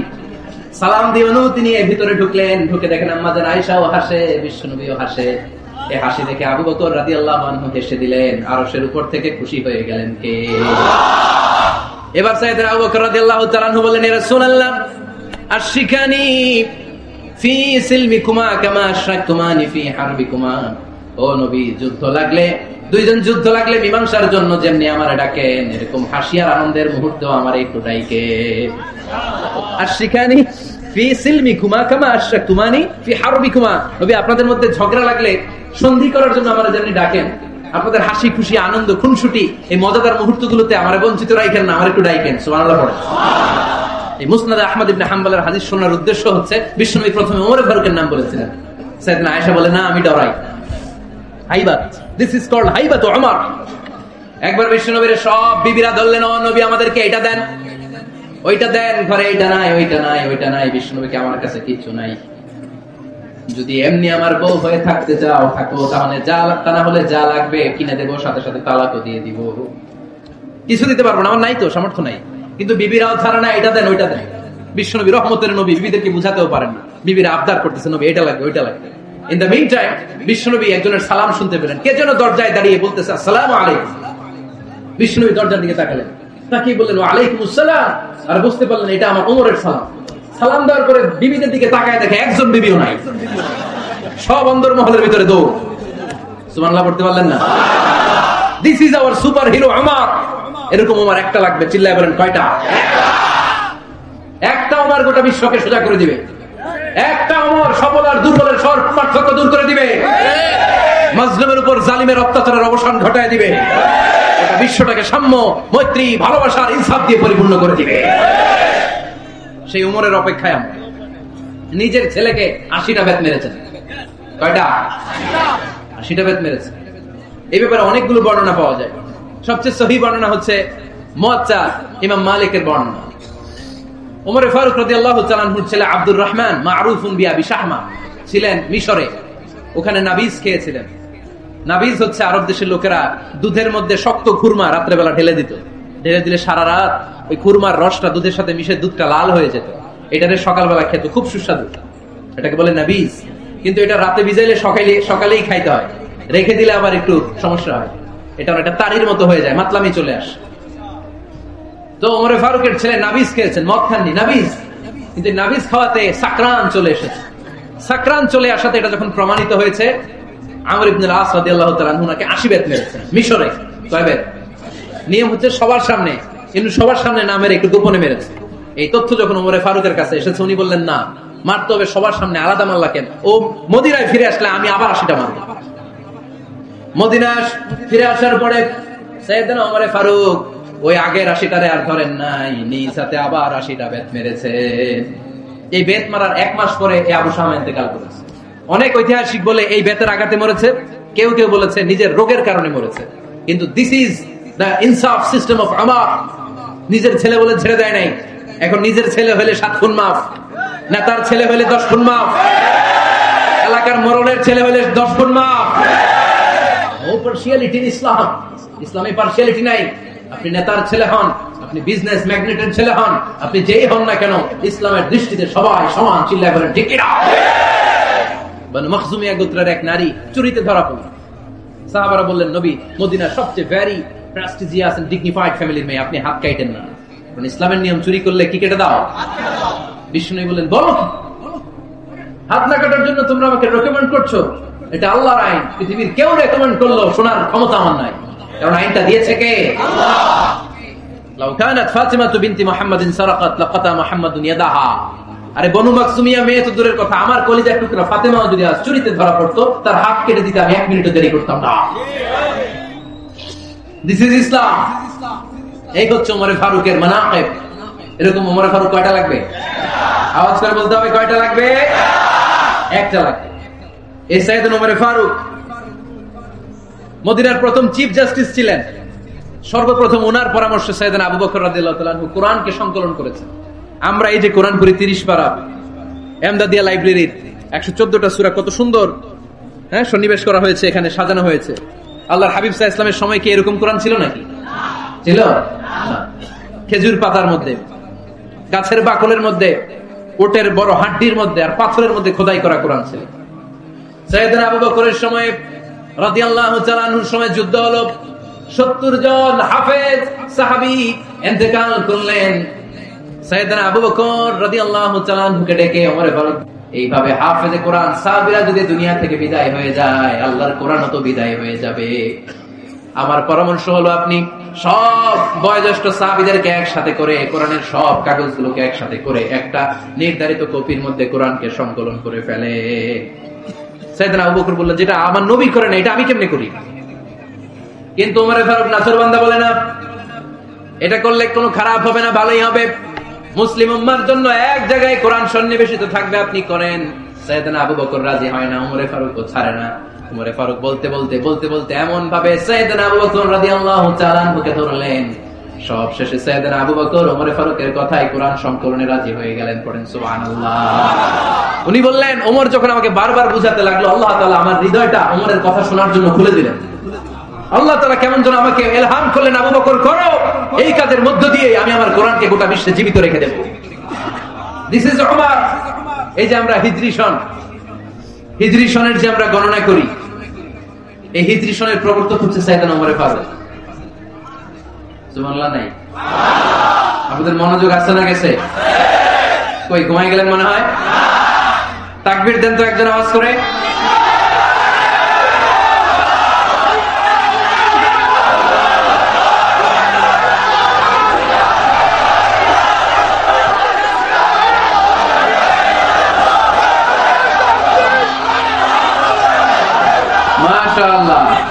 মাশাআল্লাহ। বসেন, এখনই শেষ করে দেব কিছু সময়ের মধ্যে। আমরা একসাথে বিদায় নেব ইনশাআল্লাহ। ওঠা বসা করবেন না, বসেন।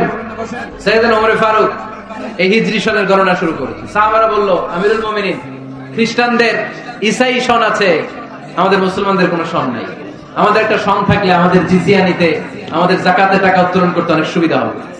ওমর ফারুক বললেন, তাহলে কোন সালকে হিজরি, কোন সালকে মুসলিম সাল হিসেবে আমরা ঘোষণা দিতে পারি? একজন বলল, আমার নবী যেই সালে জন্মগ্রহণ করেছেন ওই সালে। ওমর ফারুক বললেন, না, আমার নবীর জন্ম আমাদের জন্য খুশির দিন, কিন্তু এটা আমাদের জন্য প্রেরণা নয়। প্রেরণা নবীর কাজে, ঠিক কিনা? আরো কিছু সাহাবারা বলল, তাহলে যেই সালে আমার নবী ইন্তেকাল করেছে ওইটারে প্রথম সাল ধরেন। ওমরে ফারুক বললেন, না, যেদিন তিনি ইন্তেকাল করেছেন এটা আমাদের দুঃখের দিন, এটা আমাদের প্রেরণা নয়। আমাদের প্রেরণা হচ্ছে বিশ্বনবীর ত্যাগ, তিতিক্ষা আর কাজের মধ্য দিয়ে। জোরে কোন ঠিক কিনা? ওমরে ফারুক বললেন, যেদিন বিশ্বনবী ইসলাম রক্ষায় নিজের মাতৃভূমি ছেড়ে মক্কা থেকে মদিনায় গিয়েছেন, ওই দিনটাকে হিজরি প্রথম দিন ধরে আমরা হিজরি সাল গণনা করে শুরু করে দেব। ওইটাই হচ্ছে হিজরি সন। সেখান থেকে হিজরি সনের প্রবর্তন করেছেন সাইয়েদনা ওমর ফারুক রাদিয়াল্লাহু তাআলা। এই যে স্টেট গভর্নমেন্ট, এই যে প্রিজন, জেলখানা, ক্যান্টনমেন্ট, সচিবালয়, গণভবন, বঙ্গভবন, মুক্তিযোদ্ধাদের ভাতা, রাষ্ট্রীয় ভাতা, এই সব নিয়ম কানুন সাইয়েদনা ওমর ফারুক তার রাষ্ট্রীয় আমলে তিনি নিজে করেছেন। চিল্লায় পড়েন আল্লাহু আকবার। মুসলমানদের আলাদা কারেন্সি, নিজস্ব মুদ্রা ব্যবস্থা নিজে চালু করেছেন। সৈনিকদের মধ্যে যারা বিবাহিত, প্রতি 6 মাস অন্তর অন্তর 1 মাসের ছুটি কাটাতে তারা ফিরে আসবে, সাইয়েদনা ওমর ফারুক চালু করেছেন। চিল্লায় আওয়াজ করে পড়েন আল্লাহু আকবার। এই যে আমরা 20 টাকা সালাতুত তারাবি পড়ি রমাদানে, পড়েন না আপনারা? এটা সাইয়েদনা ওমর ফারুক চালু করেছেন। সুবহানাল্লাহ পড়তে পারলেন না? কোরআনে মোট 22টা আয়াত আছে যেখানে সাহাবারা ইনডিসিশনে ভুগছিলেন। বিশ্বনবীর মত একটা, ওমর ফারুকের মত আর একটা। এই 22 জায়গায় আল্লাহ তাআলা বিশ্বনবীর মতের পক্ষে আয়াত নাযিল না করে ওমর ফারুকের মতের পক্ষে কোরআনের আয়াত নাযিল করেন। আওয়াজ করে পড়েন আল্লাহু আকবার। এদিকে উঠলেন কেন আপনারা? যারা উঠছেন আমার দিকে তাকান।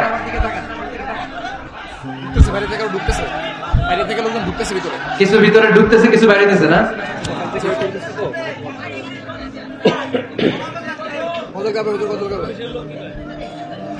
সাইয়েদনা ওমর ফারুক, আমরা সাহাবীদের জীবন চরিত পড়তে চাই না? কত যে অনুপ্রেরণামূলক দৃষ্টান্ত সাইয়েদনা ওমর ফারুক আমাদের জন্য রেখে গিয়েছে। ওমর ফারুক যখন খলিফা, দিনের বেলায় যদি রাষ্ট্রে কোনো নিয়ম জারি করতেন, দিনের বেলায় জনগণকে কোনো বিষয়ে যদি নিষেধ করতেন, রাত্রে বেলায় খাওয়ার সময় ফ্যামিলি মেম্বারদের সবাইকে বলতেন, এই দিনের বেলা আমি জনগণকে এই কাজ করতে নিষেধ করেছি, তোমরা আমার ফ্যামিলি মেম্বার, খবরদার তোমরা এই কাজ করো না। জনগণ করলে যতটুকু শাস্তি, তোরা করলে পাবি ডবল শাস্তি।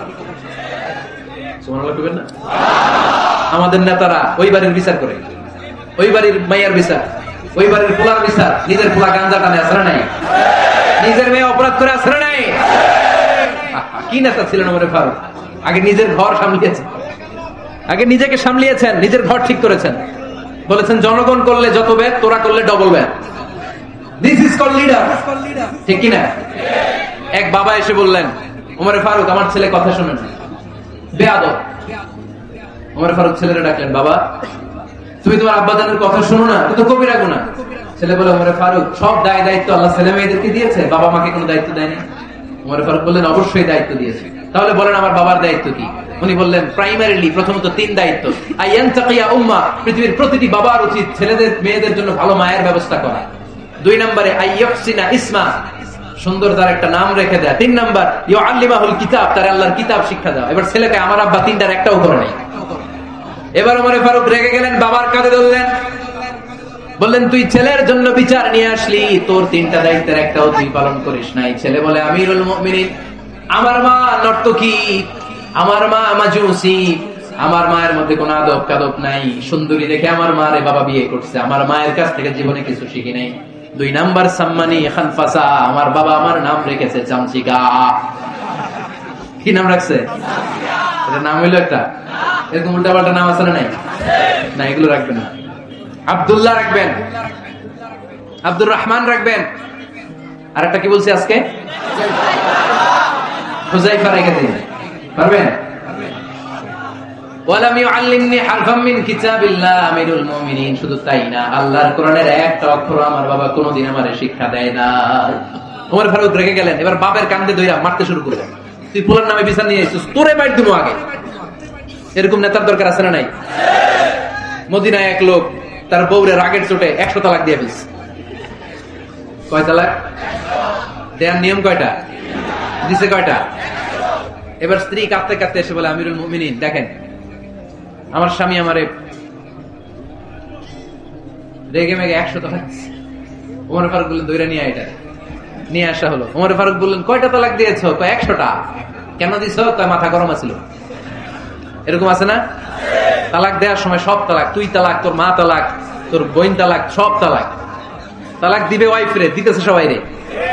ওমরে ফারুক বললেন দিবে 3টা, 100টা দিলা কেন? কয় মেজাজ গরম ছিল।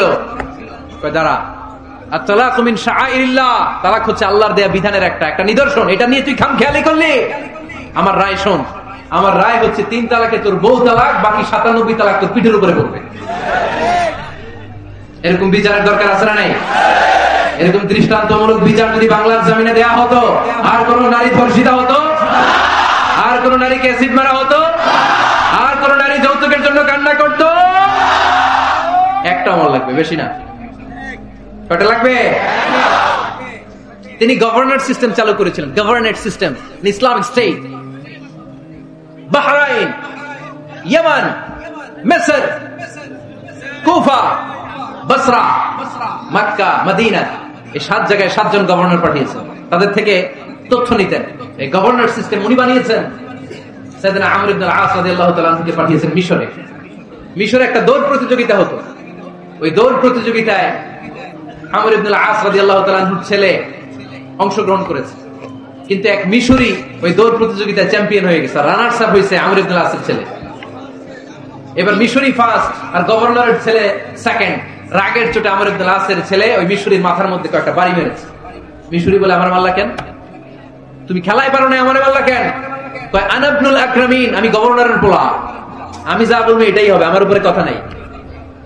মিশরি ওইখানে আর ঝগড়া বাঁধায় নাই, মনে দুঃখ নিয়ে মদিনায় চলে আসলেন। এসে বললেন, আমিরুল মুমিনিন, আপনি আমর ইবনুল আস রাদিয়াল্লাহু তাআলা আনহুকে মিশরের গভর্নর বানিয়ে পাঠিয়েছেন। একটা প্রতিযোগিতায় আমি চ্যাম্পিয়ন হয়েছি, ওনার ছেলে হয়েছে রানার আপ। কেন সে চ্যাম্পিয়ন হতে পারে নাই? এই কারণে আমার মাথায় লাঠি দিয়ে 3টা বাড়ি মেরেছে। বিচারটা দিছে কার দরবারে? কথা বুঝেন নাই? বুঝে ওমর ফারুকের দরবার। ওমর ফারুক বললেন, তাই আগামী বছরের অমুক তারিখ আমি সব গভর্নরদেরকে ডেকে হিসাব নিতে, ওই দিন তুই থাকবি, পারবি না? বিষ্ণু বলে, পারবো মানে অবশ্যই পারবো। ওই দিন 7 রাজ্য থেকে 7 গভর্নর হাজির, গভর্নরদের ছেলেরাও হাজির, মিশরীয় হাজির। 7 গভর্নরের কাছ থেকে 7 এলাকার খোঁজ খবর নেওয়ার পরে ওমরে ফারুক বললেন, আইনাল মিসরি, মিশরি লোকটা কই, এদিকে আয়। মিশরি সামনে আসার পরে বলল, আমর ইবনুল আস, তুমি মিশরের গভর্নর, তোমার ছেলে সহ তুমি আসো। আমর ইবনুল আস এসে সামনে বসে রইলেন। এবার বললেন, আমর ইবনুল আসের ছেলে, তুমি নাকি ইবনুল আকরামিন গভর্নরের ছেলে, তুমি যা বলবা মিশরে নাকি তাই হবে, তোমার নাকি অনেক দাপট। নিজে একটা লাঠি এনে মিশরীর হাতে দিয়ে বললো, এবার তোর মাথায় যতটা মারছে তুই ততটা গুনে গুনে মার, আমি দেখবো। আমর ইবনুল আস দেখবে, আমর ইবনুল আসের ছেলেরে তুই এখানে মার। সে বলতেছে, থাক, আপনি বলছেন এতেই যথেষ্ট, মারা লাগবে না, আমি মাফ করে দিলাম। ওমরে ফারুক বলল, খবরদার, মার, মার ওর মাথার মধ্যে। মিশরি ওমরে ফারুকের ধমক শুনে ভয়ে ভয়ে 3টা বাড়ি মারল। এই বাড়ি মারা দেখেও ওমরে ফারুকের হৃদয় ঠান্ডা হয় নাই। লজ্জায় আমর ইবনুল আস, বয়স হয়ে গিয়েছে, সাহাবা, মাথা তখন টাক, মাথায় চুল নাই, লজ্জায় মাথাটা হেট হয়ে মাথাটা নিচু করে রেখেছে। এবার রাগের চোটে ওমরে ফারুক বললেন, এবার আমর ইবনুল আসের টাক মাথার মধ্যে একটা মার, মার। কেন ছেলেকে শিক্ষা দিতে পারে নাই? ইয়া আমর ইবনুল আস, মাতা জাআলতুমুন নাস আবিদা, তোমরা কখন মিশরীদেরকে নিজেদের দাস বানায় নিলা? ওয়াকাদ ওয়ালাদাতুহুম উম্মুহুম আহরারা, আর ওদের মায়েরা তো ওদেরকে স্বাধীন সন্তান হিসেবে প্রসব করেছে। মানুষদের উপর ক্ষমতাগিরি করার জন্য গভর্নর পাঠাই নাই। খবরদার, জনগণ তাদেরকে দেখভাল করার জন্য তোমাদেরকে পাঠানো হয়েছে, তাদের উপর কোন অত্যাচার করার জন্য নয়। চিল্লায় বলেন ঠিক না? এরকম নেতা কয়টা লাগবে? কয়টা? ওই নেতার নাম কি? ওমর। হ্যাঁ, হুয়া ইয়াতি ওমর। 22 জায়গায় বিশ্বনবী কয় একটা, ওমরে ফারুক বলে আরেকটা। আল্লাহ বলে, বিশ্বনবী আপনার পক্ষে আমি আয়াত নাযিল করতে পারলাম না, আমি ওমরের পক্ষে নাযিল করে দিলাম। বিশ্বনবী বলতেন, ইন্নালি কুল্লি উম্মাতিন মুহাদ্দাস, সব উম্মতের মধ্যে, সব নবীর উম্মতের মধ্য থেকে একজন করে আল্লাহ তাকে মুহাদ্দিস বানাতো। মুহাদ্দিস না, মুহাদ্দাস। মুহাদ্দাস মানে এমন লোক যিনি যা ভাবতো ওই ভাবনাটাই আল্লাহ আয়াত হিসেবে নাযিল করে দিতেন। বিশ্বনবী বলেন, আমার উম্মতের মধ্যে মুহাদ্দাস হচ্ছে সাইয়েদনা ওমর। মদিনার সবচেয়ে বড় মুনাফিকের নাম আব্দুল্লাহ ইবনে উবাই ইবনে সালুল, সব মুনাফিকদের সরদার, কিন্তু এই মুনাফিকের ছেলেটা হলো পাক্কা ইমানদার। এই ছেলের নাম হলো আব্দুল্লাহ। আওয়াজ করে বলেন, ছেলের নাম কি? আব্দুল্লাহ ইবনে উবাই ইবনে সালুল। মুনাফিক সরদার যখন ইন্তেকাল করলো, সাইয়েদনা আব্দুল্লাহ রাদিয়াল্লাহু তাআলা আনহু বিশ্বনবীর কাছে এসে চোখের পানি ছেড়ে ডেকে বলে, নবী আপনিও জানেন আমিও জানি, মদিনার সবাই জানে আমার আব্বা মুনাফিকদের সর্দার, কিন্তু আমার মন তো মানে না, আমার তো পিতা, আমার তো বাবা লাগে, আমার তো মন মানে না। আপনিও জানেন মুনাফিক, আমিও জানি মুনাফিক। নবী আপনার দরবারে কিছু আমি চাই না, আপনার গায়ের একটা জামা দেন, আপনার জামাটা পরিয়ে আমার বাবারে দাফন দিব। এর উসিলায় যদি আমার আব্বারে আল্লাহ মাফ করে দেয়, দয়ার নবী মায়ের নবী জামা তুলে দিয়ে দিলেন। পড়েন সুবহানাল্লাহ। আব্দুল্লাহ রাদিয়াল্লাহু তাআলা আবার আবদার তুললেন, নবী জানি আমার বাবা মুনাফিক, কিন্তু আমার তো বাবা, আপনার দরবারে ফরিয়াদ, আপনি নিজে যে আমার বাবার জানাজার নামাজের ইমামতি করবেন। দয়ার নবী মায়ের নবী জানাজার নামাজে যেতে চাইলেন। ওমরে ফারুক বললেন, নবী না, খবরদার আপনি উবাই ইবনে সালুলের জানাজায় যাবেন না। বিশ্বনবী জোর করে যেতে চাইলেন। সাইয়েদনা ওমরে ফারুক বিশ্বনবীর জামা পেছন থেকে টেনে ধরলেন, আল্লাহু আকবার, টেনে ধরলেন, যাবেন না আপনি। ওমরে ফারুকের হাত থেকে হ্যাচকা টান মেরে জুব্বা টান দিয়ে বিশ্বনবী জানাজায় চলে গেলেন। রব্বুল আলামিন আয়াত নাযিল করলেন, ইস্তাগফির লাহুম আও লা তাস্তাগফির লাহুম ওয়া ইন তাস্তাগফির লাহুম 70 মাররাতান ফালান ইয়াগফিরাল্লাহু লাহুম। নবী গো, একবার নয়, দুইবার নয়, 70 বারও যদি এই মুনাফিকের জন্য আপনি ক্ষমা চান, তার জন্য ক্ষমা নাই, তার জন্য আছে জাহান্নাম। ওয়ালা তাকুম, আপনি যাবেন না আলা কবরি, কখনো তাদের জানাজায় যাবেন না। এই যে একটা ভুল করে ফেলছেন, এটা এবারই শেষ, এরপরে আর যাবেন না। সাইয়েদনা ওমর ফারুকের পক্ষে আল্লাহ তাআলা কোরআনের আয়াত নাযিল করে দিলেন, চিল্লায়ে পড়েন আল্লাহু আকবার। এভাবে 22টা জায়গায় ওমর ফারুক যা বলেছে, এটা নিয়ে একটা আলাদা আলোচনা হইতে হবে, আলাদা একটা আলোচনা লাগবে যে 22টা আয়াতে আল্লাহ তাআলা বিশ্বনবীর পক্ষে কোরআনের আয়াত নাযিল না করে সাইয়েদনা ওমর ফারুকের পক্ষে আয়াত নাযিল করেছেন, চিল্লায়ে পড়েন সুবহানাল্লাহ। ওই ওমর ফারুককে আমাদের মডেল বানানোর দরকার আছে না নাই? ওই ওমর ফারুকের জীবনী আমাদের ছেলে মেয়েদেরকে পড়ানোর দরকার আছে না নাই? আমাদের ভবিষ্যৎ প্রজন্ম এগুলো জানে না। ওরা সালমান খান দেখে বড় হয়, ওরা শাহরুখ খান দেখে বড় হয়, ওরা ঋত্বিক রোশনকে দেখে বড় হয়, ওরা মনে করে যে এরাই বড় সুপার হিরো। আমাদের যে কত বড় সুপার হিরো আছে এরা জানেই না। নতুন প্রজন্মের কর্ণকোহরে সাইয়েদনা ওমর ফারুকের ইতিহাস পৌঁছে দেওয়ার দরকার আছে না নাই? ওমর ফারুকের ইন্তেকালের ঘটনাটা বলেই আমরা মোনাজাতের দিকে যাব। শুনবেন? শুনতে চান? উনি স্বপ্নে দেখলেন একটা লাল মোরগ ওনাকে 3টা ঠোকর মেরেছে। কয়টা? উনি জুমার নামাজে, জিলহজ মাসের শেষ সপ্তাহে জুমার নামাজে বললেন যে একটা লাল মোরগ 3টা ঠোকর মেরেছে। মুগীরা ইবনে শুবা রাদিয়াল্লাহু তাআলা আনহুর দাস আবু লুলু আল মাজুসি, এই লোকটা খঞ্জর বানাতে পারত। মুগীরা রাদিয়াল্লাহু তাআলা আনহুর দাস। মুগীরা প্রতিদিন 4 দিরহাম করে চার্জ করত, যেহেতু দাস। সে এসে বিচার দিল, আমিরুল মুমিনিন, মুগীরা আমার থেকে বেশি টাকা চায়, জুলুম করে। ওমর ফারুক বললেন, তাই? তুমি কি কাজ জানো? বলে, আমি খঞ্জর বানাতে জানি। বাড়ি কই? পারস্য। আরে তুমি খঞ্জর বানাতে জানলে তো 4 দিরহাম অনেক কম, সে তো আরো বেশি টাকা নেওয়া দরকার ছিল তোমার থেকে। আবু লুলুর এই কথা পছন্দ হয় নাই। সে কয়, ওমর তুমি সবারে দয়া দেখাও, আর আমার ক্ষেত্রে কঠিন নিয়ম বানাইলা, দাঁড়াও এই নিয়ম তোমার আমি দেখাবো। এই রাগে সে বাড়িতে যে একটা খঞ্জর বানালো। কি বানালো? খঞ্জর চিনেন? ছোট্ট ছুরি। কিছুদিন আগে ওমানের সুলতান কাবুস ইন্তেকাল করেছেন, জানেন আপনারা? ওনার এই কোমরের মধ্যে খঞ্জর থাকতো, ছবিতে দেখছেন? আরব শাহেক যারা সুলতান আমির, কোমরে কি থাকে? ছোরা থাকে, খঞ্জর।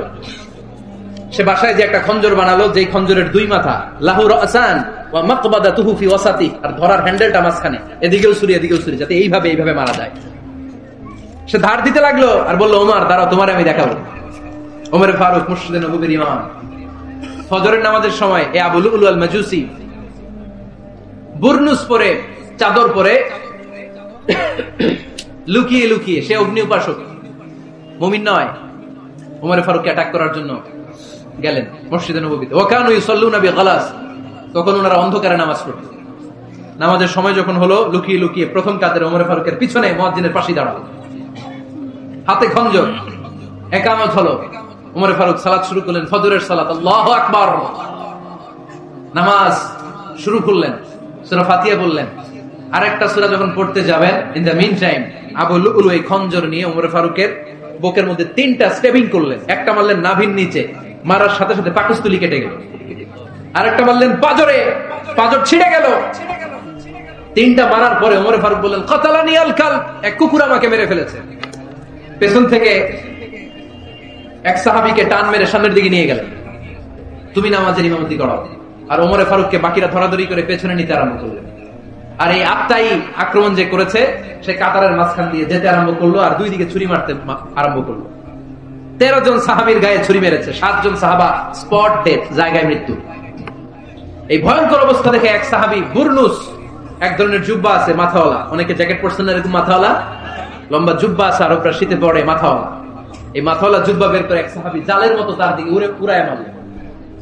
ওই বুরনুসের মধ্যে পেঁচিয়ে আবু লুলু মাটিতে পড়ে গেল আর সুইসাইড করে ফেললো, নিজের বুকে নিজে মেরে আত্মহত্যা। যে সাহাবীকে ইমামতির জন্য দাঁড় করালেন, উনি ছোট্ট সূরা দিয়ে প্রথম রাকাতে সূরা আল কাউসার, দ্বিতীয় রাকাতে সূরাতুল ইখলাস দিয়ে নামাজ শেষ। ওমরে ফারুক বেহুশ। ওমরে ফারুক কি বেহুশ। সবাই কান্নাকাটি করতেছে, সবাই দেখতে গেলেন, এখন হুঁশ ফিরে না। মুখের মধ্যে মুখ খুলে রাষ্ট্রের চিকিৎসক মুখের মধ্যে দুধ দিলেন, ওই নাভি দিয়ে দুধ বের হয়ে যায়, পাকস্থলী কেটে ওখান দিয়ে দুধ বের হয়ে যাচ্ছে। তারা বললো ওনারে বাঁচানো সম্ভব না, দেখেন হুঁশ ফিরে কিনা। হুঁশ ফিরলে ওনার পরে কে আমির হবে, উনি যেন প্যানেল ঠিক করে দিয়ে যায়। সবাই তাকিয়েছে ওমরে ফারুকের চোখের দিকে। আল্লাহর মেহেরবানিতে ঘন্টা খানিক পরে উনি চোখ খুললেন। চোখ খোলার পরেই বলেন নাই, ও মা আমি মরে যাই। চোখ খোলার পরে উনি বলেন নাই, কে মারলো আমারে। চোখ খোলার পরে উনি বলেন নাই, আমার পরে নেতা কে হবে। চোখ খোলার পরে সর্বপ্রথম কথাটি ছিল, আসল্লান নাস, আমার নেতৃত্বে যে ফজরের নামাজটা শুরু হয়েছিল এটাকে ঠিক মতো তোরা পড়েছিলি? আমার নেতৃত্বে যে ফজরের জামাত শুরু হয়েছিল সেটা ঠিকঠাক মতো সমাপ্ত হয়েছিল কিনা আগে বল। আসল্লান নাস, নামাজটা হয়েছে কিনা বল। সুবহানাল্লাহ করতে পারলেন না? This is Umar, hour super hero. নেতা অনেকগুলো লাগে না, এরকম নেতা একটাই যথেষ্ট যে গোটা বিশ্বকে কাঁপায় দিতে পারে। চিল্লায় বলো ঠিক কিনা? আমরা চাই আমাদের ছেলেগুলো উমরে ফারুকের মতো বড় হোক। আমরা চাই আমাদের ছেলে মেয়েগুলো খাব্বাব, খুবাইব, সাইয়েদনা আলী, উসমান, আবু বকর রাদিয়াল্লাহু তাআলা আনহুর অনুসরণে বড় হোক, ঠিক কিনা?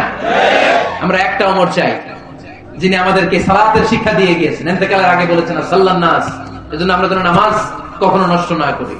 আল্লাহর জমিনে দ্বীন বাস্তবায়ন আসাদুহুম ফি আমরিল্লাহি উমর। ওমর রাদিয়াল্লাহু তাআলা আনহু এত কঠোর কেউ ছিলেন না। তাই দ্বীন বাস্তবায়নে আমরা যেন কাউরে ছাড় না দেই। সবার আগে আল্লাহর দ্বীন, সবার আগে আল্লাহর কোরআন, সবার আগে আমার ইসলাম, ঠিক কিনা? চাইলেই কেউ এদেশ থেকে ইসলামকে মিটাই দিতে পারবে না। যে দেশে আল্লাহু আকবার ধ্বনির সাথে সাথে সূর্য উঠে যায়, আল্লাহু আকবার ধ্বনির সাথে সাথে সূর্য ডুবে যায়, সে দেশে আর কিছু থাকবে না, থাকে আমার ইসলাম থাকবেই। আর কিছু থাকবে না, থাকে আমার কোরআন থাকবেই। সে ইসলামের সাথে থাকতে রাজি আছেন তো? কোরআনের সাথে থাকতে রাজি আছেন তো?